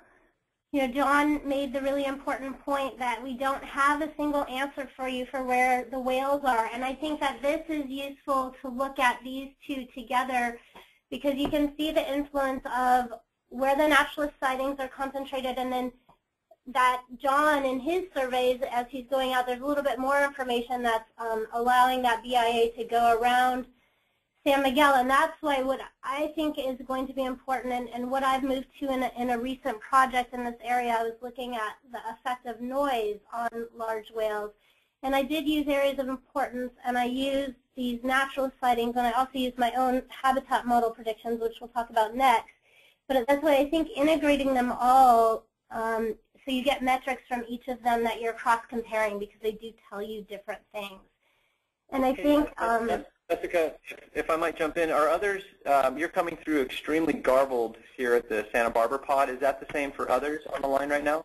I'm not sure if it's our end or perhaps both you and John, the acoustics are terrible. This is Janet. We're hearing Jessica and John just fine. Okay, so it's on our end. They said that we're garbled too. All right. We'll figure it out on our end. Please go ahead, and we're going to go on mute and try and figure it out. Yeah, and I was just going to link Jessica's point, showing these two overlaid to what Sean said, that the concentration of sightings in the BIA in the Santa Barbara Channel that's at the east end of our BIA reflects the fact that that's more proximate to Santa Barbara, and the whale watch boats are more and more reluctant to go further west, where we've extended the BIA based on our surveys, because that's farther and farther from their home port. And they really want to, they'll basically stop at the first set of whales they can find and work that area. Okay, thanks. So I think maybe to conclude this section, again, I'd like to think about metrics that could be used in proposals. And one I've used was the percentage of sightings that were included. So if you drew a route through the region, you could look at the percentage of sightings that were contained in that route versus outside of that route. And I think that's what C-Sketch is metric originally, before this whole effort used to do, if I recall correctly. Jessica and John, this is Janet. I wanted to hop in and let you know that TL posted a question. Is there any way to normalize the data for sampling effort?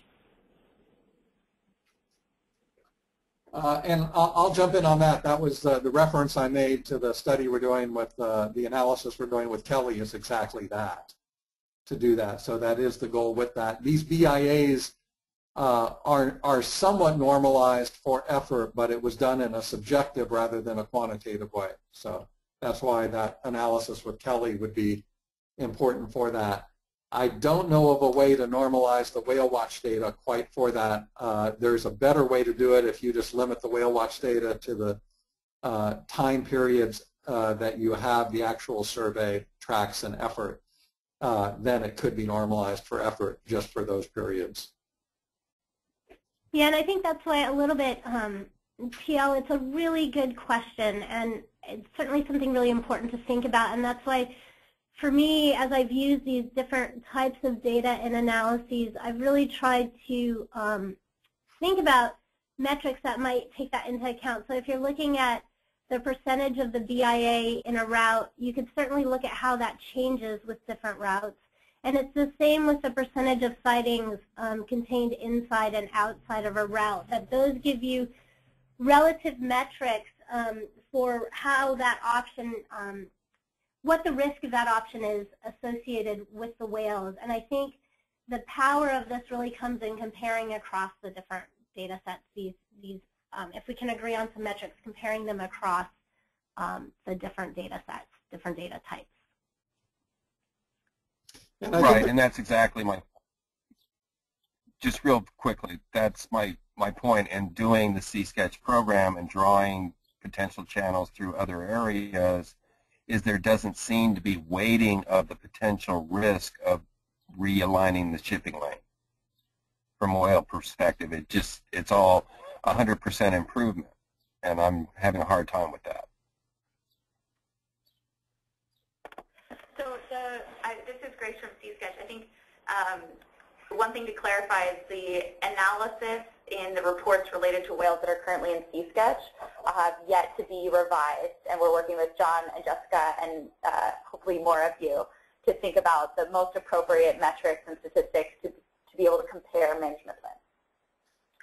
And maybe one other point that's come out of some of these conversations that we've had in the background too is that that I think is worth mentioning here is that I'm not sure there will ever be a way to make, you know, the layers within C-Sketch the perfect metric. It may take, it's a good working tool, you know, to play with scenarios, but I think we have to understand that the, you know, complexity and varied strengths and weaknesses of these data sets and how to integrate them may require that, you know, a more dedicated analysis be done by someone like Jessica, you know, that would provide that hard quantitative thing. I'm not sure these layers in C-Sketch, it should be our goal to make them the finalized, complete analysis way to do that. It would just be asking too much of a program like that.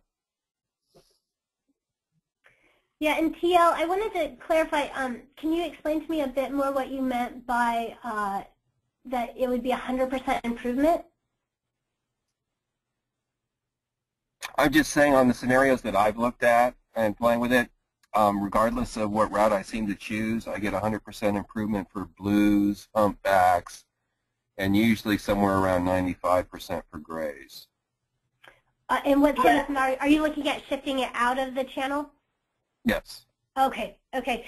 So I think that's what I wanted to clarify what you're looking at. So I think you've given us the perfect segue to go to the whale density habitat models.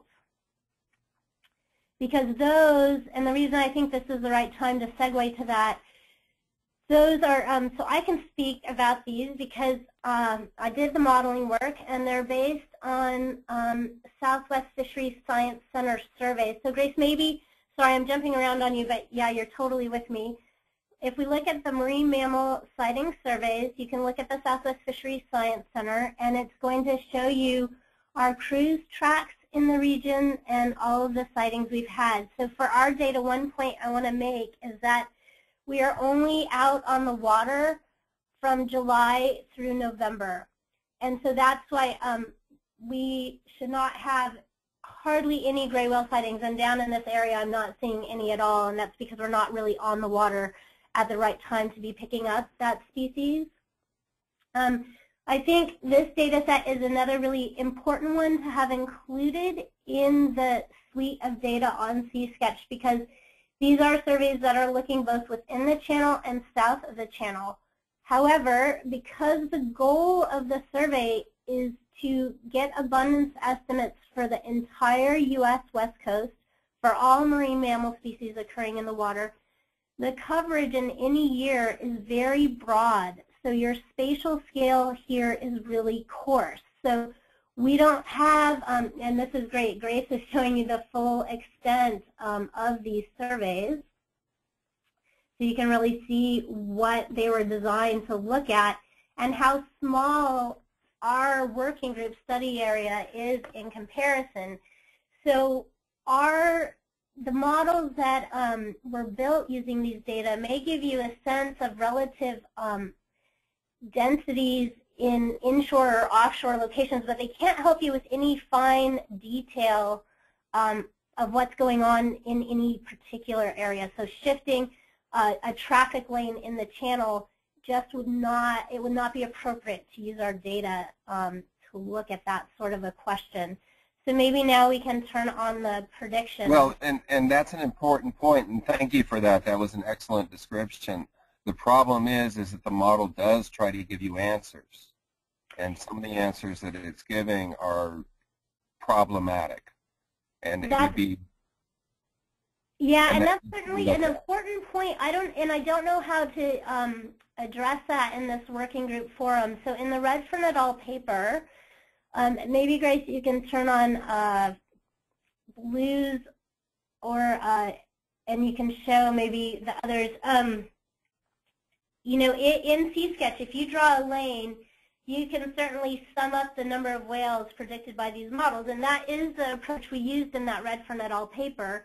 But we were extremely careful about how close together we allowed our routes to be. And we did that. We did an analysis of the variability in the predictions, and that was using predictions from each year to look at you know, how different they were between years, and that really let us know how close together the lanes could be when summing the number of whales to say anything meaningful about differences. And I really am not sure how CSketch could be used to capture that, unless if we were going to say, I don't know, you know, pop up some warning notice that the comparison wasn't valid because it was too close together. I can maybe share one other alternative metric that I've used, and I used this when I was wanting to compare areas of importance, the Channel Islands naturalist sightings, and then my whale density models, and this was to look at how areas of high noise was overlapping with those three. And so what I did in that instance is I used the highest 20% of the predictions from the models, and I called that whale habitat. And then that gives you something that's pretty similar to an area of importance that you could compare, and it's a similar metric to the percentage of sightings by the naturalists in any one area. So that's one approach I've used to trying to make data more comparable.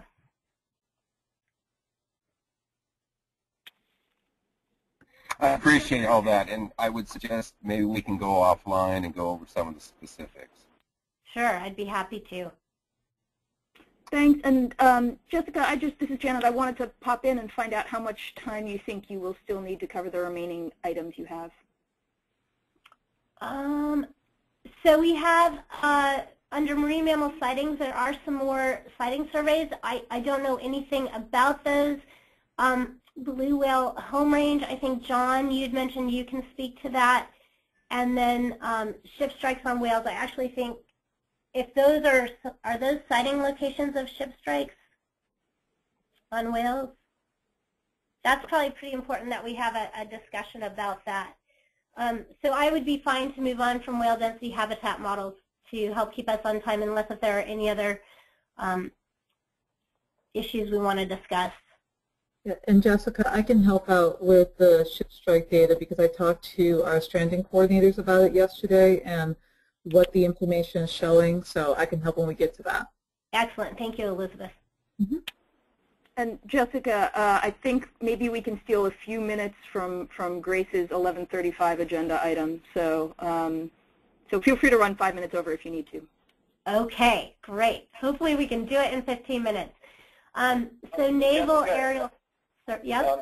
I'm sorry to jump in, Jessica and Janet. We would like to keep the public comment period at 11:30. So if that means, Jessica, you just take a break at 11:30, and we'll see if there's any public comments, and then we can come back and finish up if you need to go past that time.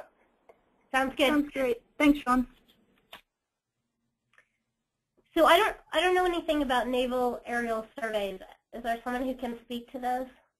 Sure. This is Sean at the Sanctuary, and this should look familiar to TL and some of the advisory council members. So we all noticed that there's been very little systematic, finer scale whale monitoring south of the island, and John Ugretz, our DOD rep, who's not on the phone today, he recognized that too, and so the Navy invested in some aerial surveying with Sanctuary staff, as in the Navy paid for the flights, and John and Sanctuary staff flew these routes that you see here. I think it reflects, and the metadata may show it's at most 2 years of effort, and there was, that's about right, yep. And it's a total of 8 aerial surveys, and that's what they saw or didn't see on those 8 flights. What we learned a couple things that are probably obvious, but number one is it's a very large area to survey. Number two, the flights are costly. The Navy did have the money, but between weather and naval operations, there were many constraints on actually getting out there consistently. Thus the 8 flights over a 2+ year time frame. So John, when John joins us again or offline, John probably has more detail than I just provided, but that's what you're seeing there. What I find interesting is if in the future there is adequate funding and the weather and Navy operations cooperate, we, as I think we're demonstrating, we know how to do this work, we know how to do it systematically, and it certainly is in an area where additional whale information would be really helpful. That's what I know. Great. Thank you. Yeah, John. I'm just going to make a quick point with Sean. Are you guys, if they're continued, would you guys be amenable to any extension or suggestions? You know, there's, I think the other area I'd say just a little bit north of your west end, the west end of the Santa Barbara Channel and that region out there would also be an area that does not, I think as we saw in that BIA to whale watch comparison, it's another area of missing coverage that might be important on the ship strike question. But anyway, if you do resume them, if there would be a chance to maybe discuss a little bit whether, you know, some coverage of the western portion might be able to be added. Sure. Yeah, we love to fly. Happy to help. Right, should we go on to the blue whale home range? And John, I think you were going to talk about that data set. Oh, sorry, we're on Channel Islands aerial surveys. Yeah, hi, this is Sean again. So the Sanctuary aerial surveys, these were conducted over about 12 years, and this was again, another monitoring effort that we were collecting data, and actually I flew many of these flights as because we had our own plane here. This is when NOAA had a seaplane stationed in Santa Barbara, and we had a regular track that you see reflected here in terms of the effort, which was a figure 8 close to the islands, and then a big circle about 4 miles off the islands. And we were collecting all data, including visitor use information, and then what you see reflected here were marine mammal, specifically whale sightings, which is the information we pulled in for this working group to display on C-Sketch. So we flew, well, it used to be a couple times a month, and then once a month. All that's available in the metadata, and again, it's just another layer of finer scale whale information to add to the map. It does add a little bit of data south of the island, and I think it corroborates and confirms where a lot of the whale watching effort is coming up on the north side of the island. And interestingly, you'll see also, as we did fly down to Santa Barbara Island, that was a specific flight path, and we counted everything we saw along the way and around the island out there, and then back to Santa Barbara Airport, which is where our plane was home based.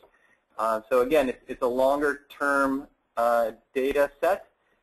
It's very comprehensive and focused within the sanctuary boundaries. And we are no longer flying that due to funding, and the plane was relocated not on the West Coast. So that's those flights stopped in 2011.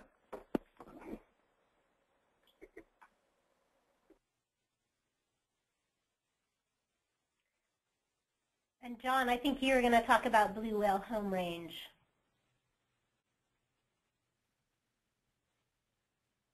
Yes, I was just going to, again, there's a paper that can be looked at for this. This is by Ladd Irvine. It comes out of Oregon State University's Marine Mammal Institute that Bruce Mate heads.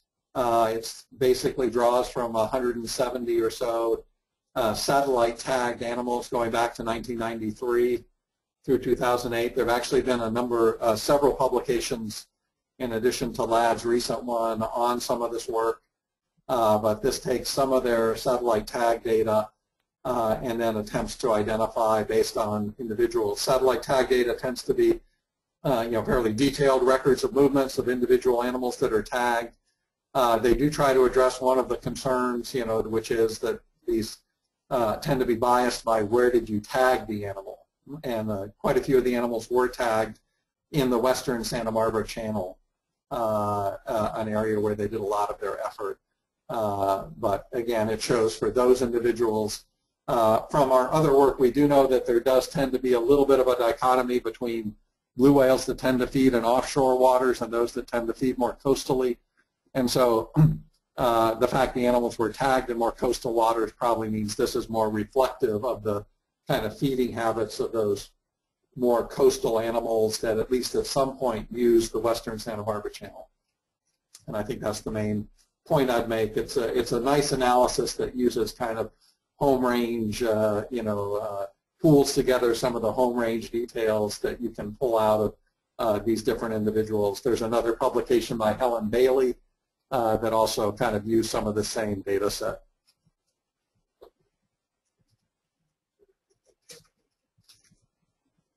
Great, and that you could certainly use a similar metric for analyses of percentage overlap of different scenarios with the home range, and it looks like you have annual home range estimates, so you can look at variability in that number as well. This is Janet. I'm noticing that it's 2 minutes before 11:30. I wonder if instead of moving on to Shipstrike right now, if we see if there are any questions on what we've covered so far. Sounds good. So the floor is yours, working group members. Any questions?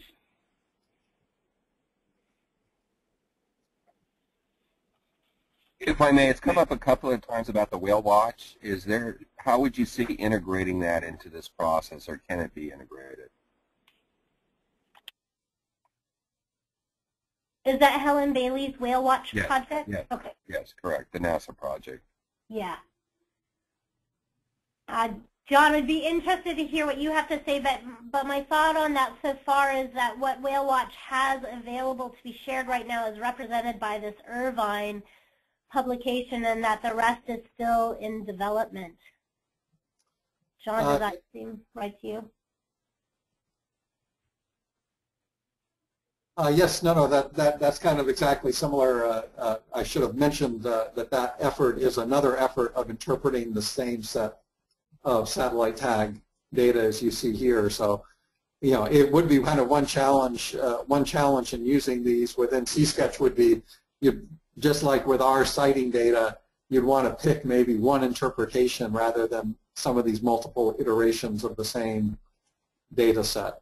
But that Whale Watch NASA project, as I understand it, is using this exact same data. It's just an alternate way of trying to analyze it. And they're trying to make it a predictive tool. Yes. That's right. So thanks, everyone. Given that it's 11:30, let's do a call for public comment. Is there anyone on the phone or on the webinar who has a comment they'd like to make?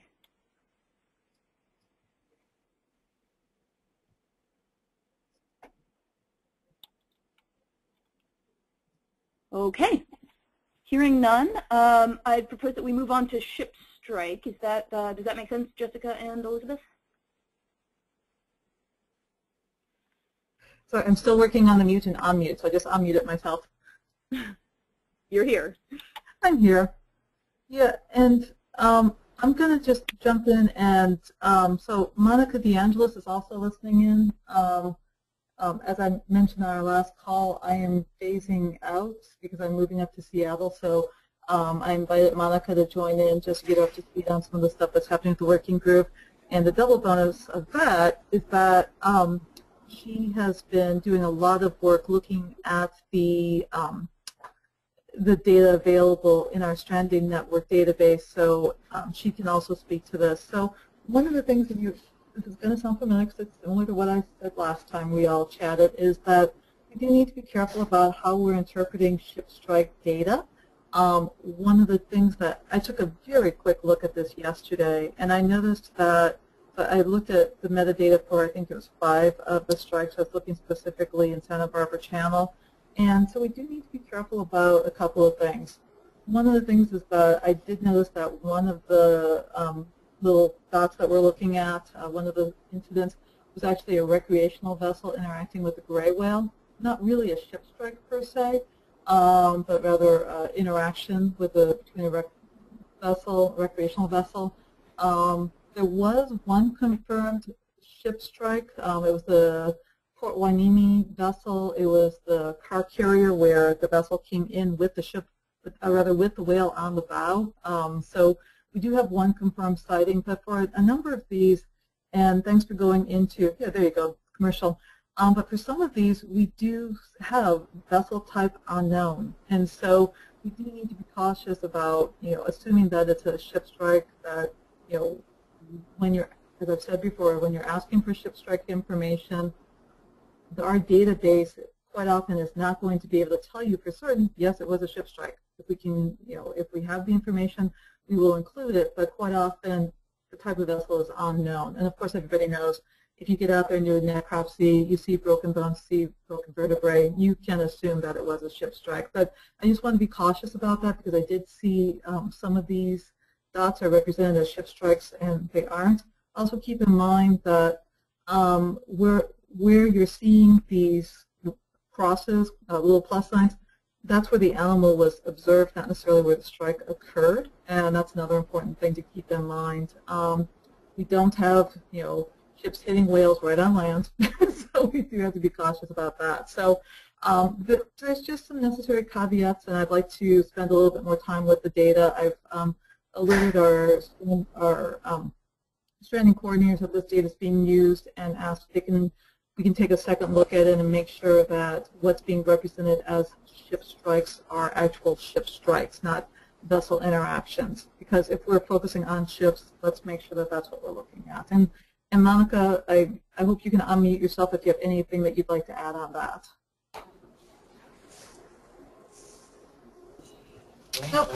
Hi. Yeah, I think that clarifies it. I think the one thing that you mentioned that I just want to reiterate is the confirmation that an animal was struck is extremely low in number in our database, and so that is something that folks need to keep in mind. We do have less than a handful, basically, of information where we can actually tell the full story, where we have a carcass with a vessel and can potentially glean where the interaction may have occurred, but that's about it.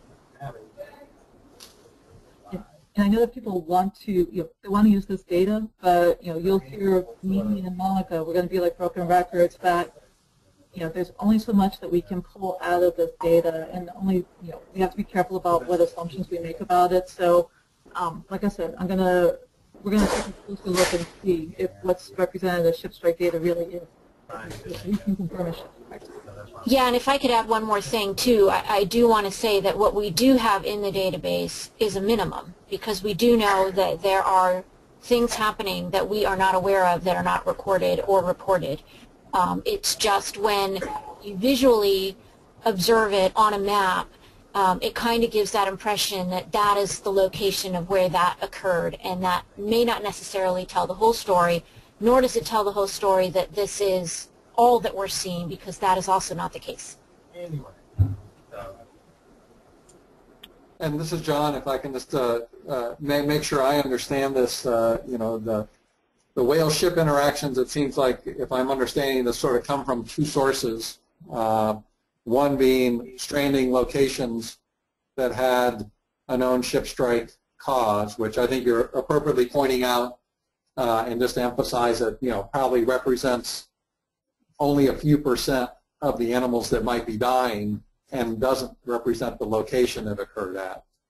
And then, as I understand it, this also includes a documented incidence of a ship-whale interaction, which may not be a strike, and certainly only represents certain types of vessels that report it. As I understand it, things like Navy or Coast Guard vessels may be more likely to report a ship strike. A larger cargo ship may not even be aware that it's struck a whale.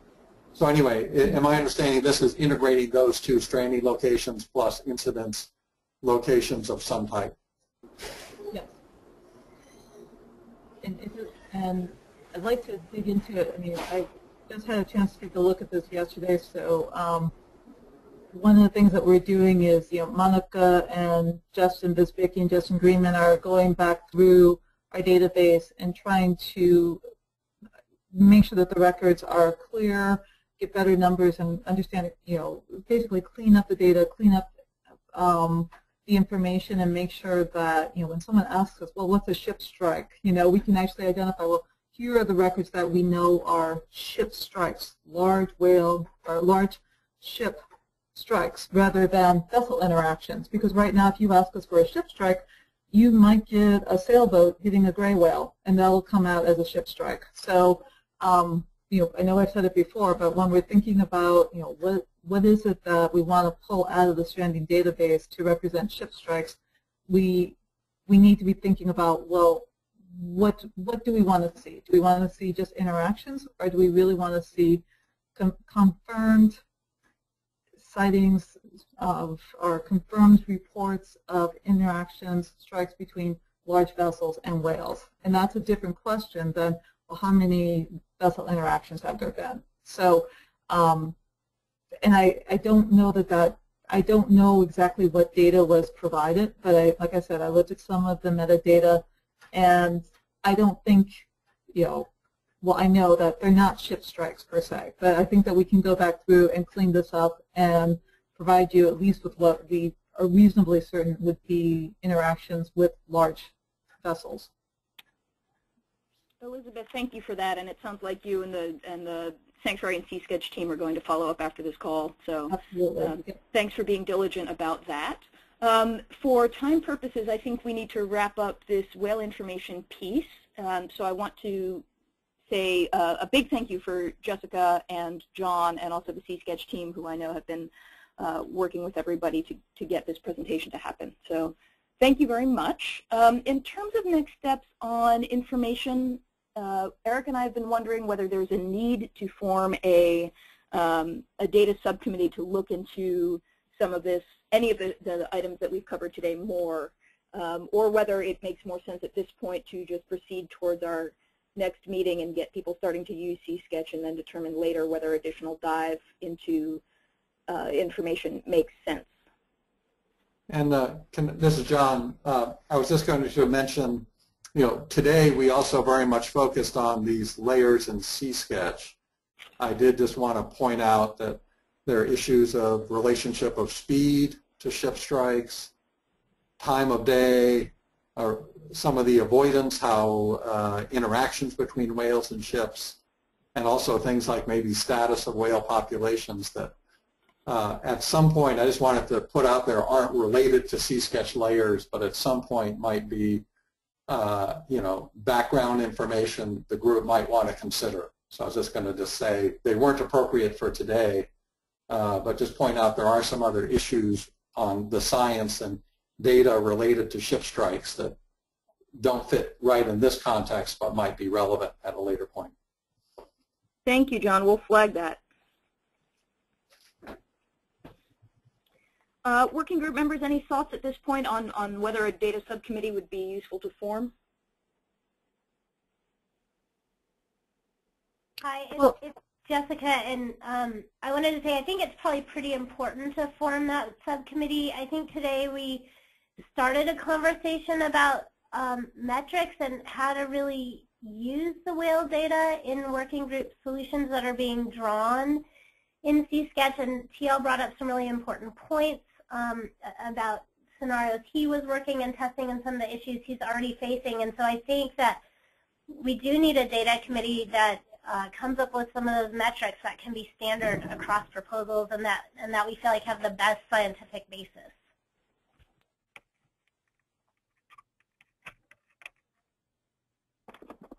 And one other question I'm wondering, and this is Elizabeth, by the way, I think that's a very good points, Jessica. The other question I had was, areas where we need to maybe provide more clarification on what the data is and what we're looking at. The ship strikes is a good example of that. The other day I was looking at the information on speed over ground of the vessels. It'd be nice to know, well, what does red, yellow, green mean? To be able to fill in some of the details of the data that's already on C-Sketch. This is Christy. That's a really nice segue because in terms of our process timeline, we knew that we were going to need a data working group and identified that in the last meeting. And once we started pulling the presentations together, recognized that forming that working group after today was probably the best process step. So I think that is definitely on the plans, and we'll be following up with everybody about how to engage in that and help move it forward. Hi, Elsa. This is Eric. So great segue into our next item. So we will be following up with the full working group to find out who wants to participate in these follow-up meetings of the data subgroup or working group. So for those of you who want to do that, please keep that on your radar. We definitely want to have your involvement. So unless, I guess, final request to the presenters, Jessica or John, anything else before we move on? No, not from my perspective. One real general request, could you put the boundaries of this effort, be able to superimpose that on all the layers?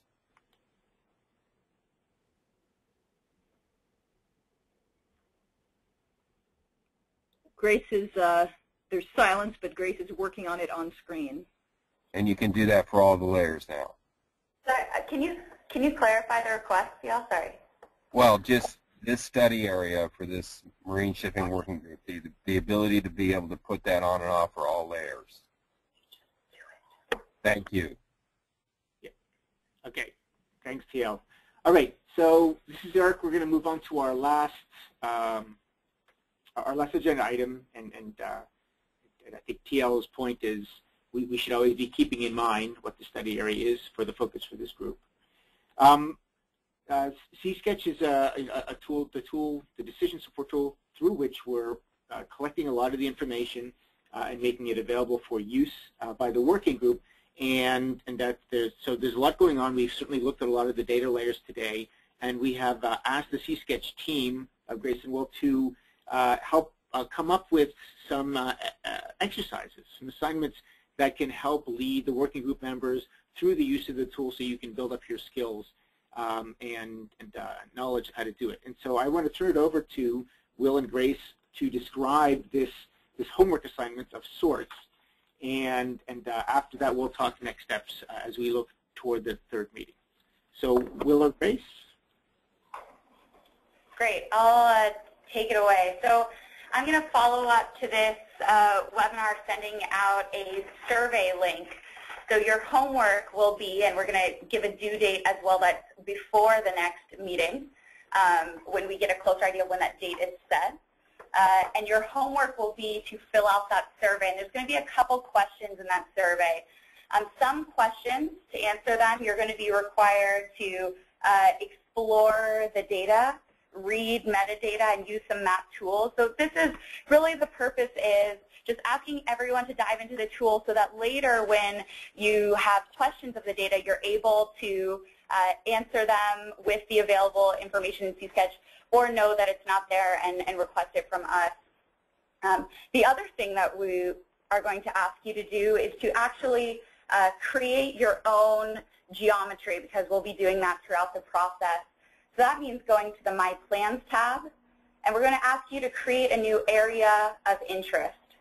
And this will specifically be about an area that's a sub-area of that region that TL just asked me to highlight on the map that's showing, where you think there's a specific reason for consideration in that area, some specific issues, a special area of importance to consider in this process, and give a little information about why.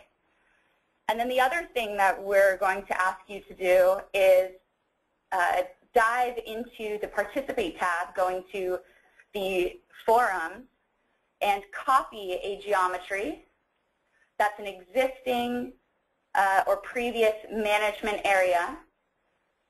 Copy that to your My Plans tab and attach it to the survey.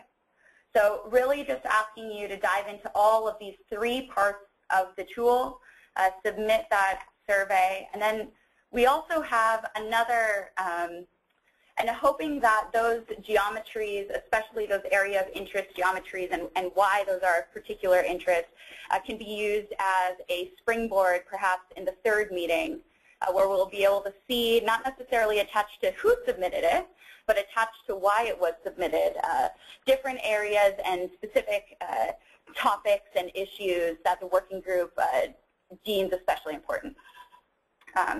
Then I'm going to so that's the survey piece, and then I'm going to let Sean kind of frame and introduce the second piece of homework. Thanks, Chris. A question that maybe, first a question that maybe other working group members have.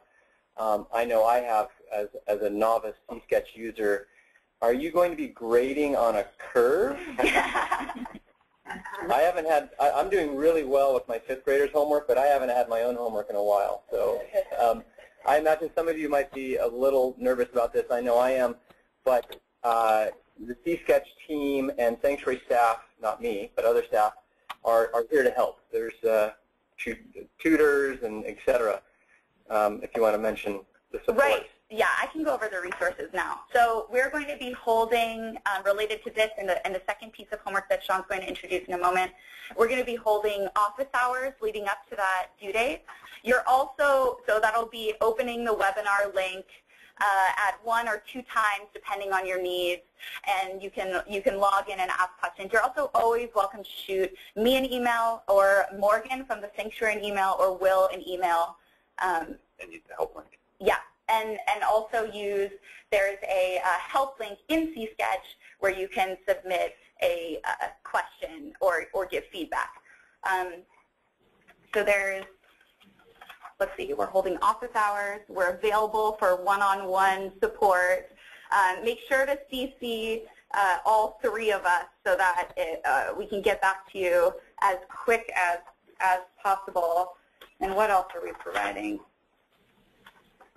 Oh, most importantly, we're going to be sending out in the next month and a half a couple of just 30-second refresher videos on different pieces of the tool. So those will be useful resources just to refresh yourself.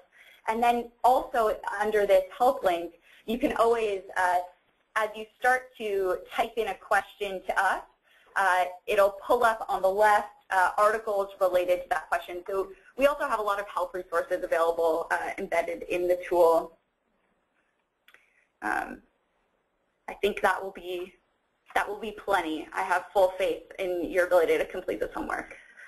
And Sean, to confirm, you're gonna be sending out the assignment, tomorrow. Everything you just said in writing. Yeah. To the group. Great. Okay.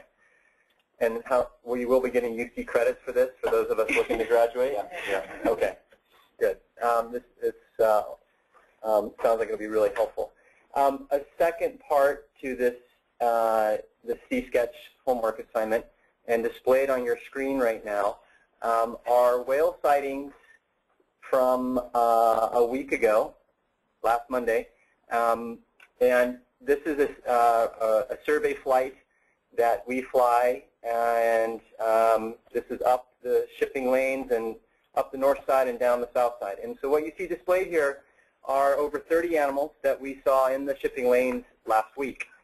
This relates to, and if you reflect back on the policy memo and the discussions we've had with this group, some of the scenarios that are actually happening and happen every season. And this is, we want the working group to have a live, real-world example to consider. And so this is, and for those of you on the advisory council and with my NIMS colleagues, this is something that we deal with every whale season. The timing's about right in terms of this being late April, early May when we see the whales come into the channel. And right now, the sanctuary is working with NIMS to consider what, if any, action should we take. We have whales in the shipping lanes, and in years past, as you've seen and as you have access to data layers, we know have established a voluntary slow speed zone, and we are considering doing that again this year, and we'll be discussing that with our NIMS colleagues over the next few days. And that's about the extent of our toolbox right now. And so what we want to do is to share this with the Marine Shipping Working Group. You are part of our federal advisory body. And so with this information and with the homework of using C-Sketch and employing the different data sets and ideas you may have, we want to put this information in front of you. And Grace is going to help put some sideboards on what to do in C-Sketch with this. Yeah, so the deliverable for this homework assignment is a post in the homework forum, and I'll send out details and a link to that forum post tomorrow. But we're really asking for you to start a conversation in a C-Sketch forum under that Participate tab, and asking to respond to this kind of state of whales in the shipping lane with a forum post that responds to one of three things. Either you can contribute text comments or additional information linking an outside document or linking to other C-Sketch data layers that you think are important to take into account when discussing how to manage shipping in the case that whales are in the shipping lane.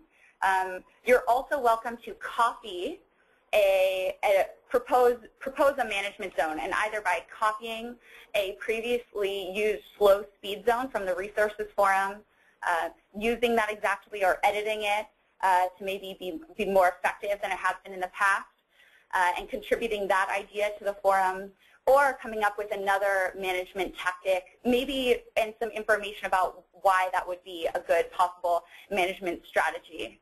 So this is all just to get the conversation started, just sketching up some ideas and putting some new information forward given this context that's kind of in near real time. And again, what Grace just shared with us will be summarized and included as part of the homework assignment. So we didn't expect you to write that all down and all the different steps and options that you have going forward. But this is real world. This is real data. These are real whales that are out there right now, and this is exactly the kind of advice that the sanctuary is interested in this group providing back to us.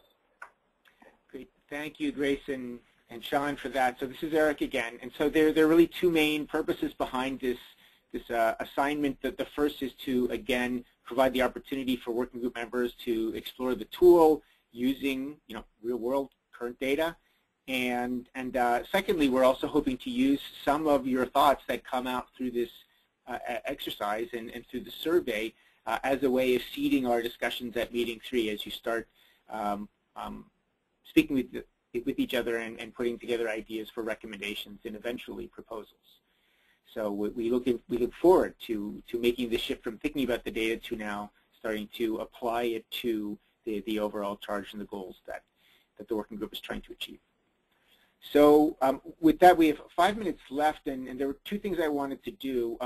One is I want to go back. We closed the last topic of data with the question of was there anything else, and Kip, who does not have audio right now, did submit a question that came in a little bit later, but a very important one. And he said, as we come to the close of this second meeting, are there any huge data gaps or small data gaps that anyone sees?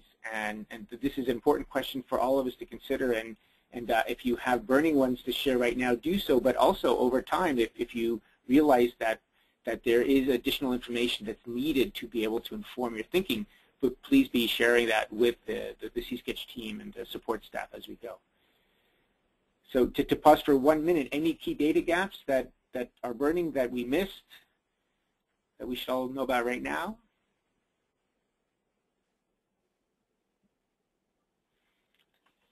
I'm not hearing now, but it doesn't mean there aren't any. Oh, Jessica, I have a Jessica hand up.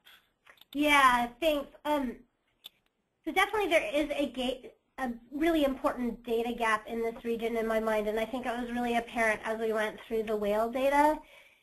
And I think that it's that there's been no fine-scale sampling following a systematic design both within the channel and on the southern side of the channel, and that's certainly not a data gap we can address to add data to C-Sketch, but I think it might be a really important recommendation for the working group to make as part of our end proposals. And so that's just something big picture that I think really needs to happen. Fine-scale, systematic survey data collected in the channel and on the south side of the channel. And I mean as one sort of systematic survey, not different pieces. Because right now I think we have data that's primarily in the channel, data that's primarily south of the channel, or our broad scale data that's both within and outside but can only be used for core scale questions. Okay. Thank you very much, Jessica. So this is Eric again. I wanted to close this. Was there a final comment? We're just about at the top of the hour. We did want to talk next steps. Okay. Again, if there are other gaps noticed, please be sharing along the way with each other and with the support staff. So finally, next steps, obviously a key one will be to be working on this assignment that we'll be sharing with you shortly. The other thing is that I just wanted to note that we've been having some challenges scheduling our third meeting, and at the second, I guess at our first meeting, we vetted some dates. We did a doodle poll around them and dates at the end of June that came out actually having really pretty poor availability. And then just a week or so ago, we came up with some new dates and sent those out to the working group, hoping that we might find another day that worked. And we've had I think only a third or so of the working group members responded to that doodle poll. And the dates we were looking at were the June 23, 24, 25, 26, and 29. And we've had internal discussions as a support staff, and we think that this third meeting is actually a really important one for folks to be together, to be sitting across the table, around the C-Sketch computers, sharing ideas. It certainly lends better to in-person than doing it via webinar. So we'd really like to have this one be in-person as possible. And so we have a couple of options. One is we're going to resend that doodle poll request, and please ask everyone to complete it as soon as possible, and hopefully one of these dates will stand out and we'll be able to lock that one in.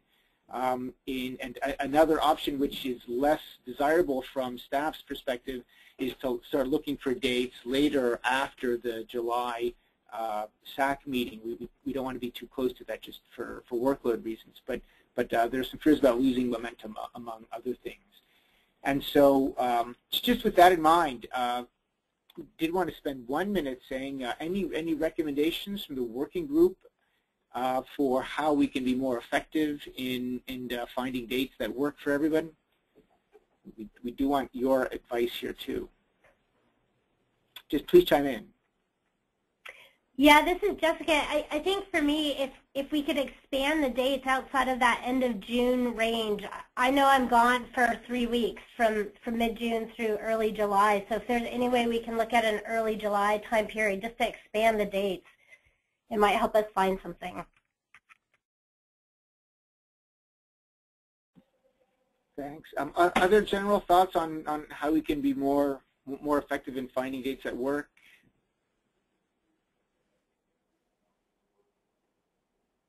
Okay. Well, but please just, I guess it's a general request to, please be cognizant of the challenges with scheduling. We know that you're all very busy people, and we want to find those dates that work best for most, certainly recognizing that as a group, I think we'll be more effective together if we can have folks in person. So as a next step from staff's perspective, we will resend that doodle poll invite to everybody. Please, everyone, complete it if you have not done so already. We will look at the responses there, and then we'll consider whether there's a date that rises to the top that we can go for, or whether we need to look into July as Jessica is recommending.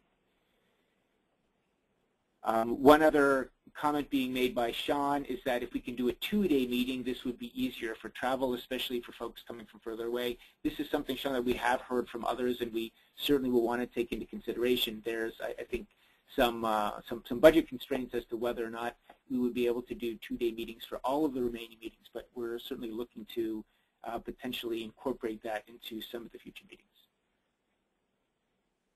And another thought from Kip, to pick a date where as many people as possible are available, and do what PMSA did and appoint alternates.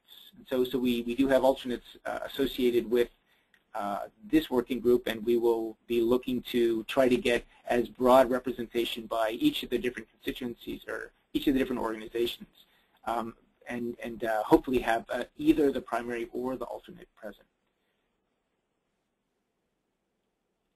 Okay, so we will follow up with everyone right away after this meeting. In the meantime, I think we've covered everything we wanted to today. Thank you very much to all of the working group participants for your advice today, to the presenters and others for sharing the information. And I would turn it now back to the co-chairs for a final word.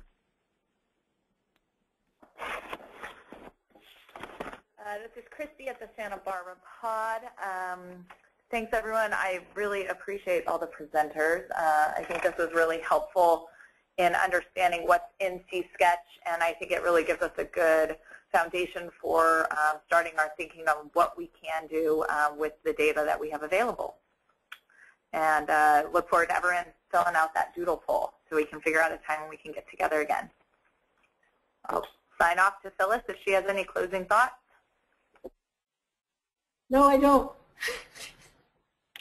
Thanks, everybody, for participating. Okay, great. Well, thank you, everybody. We are adjourned. Have a wonderful afternoon. Thank you. Bye-bye.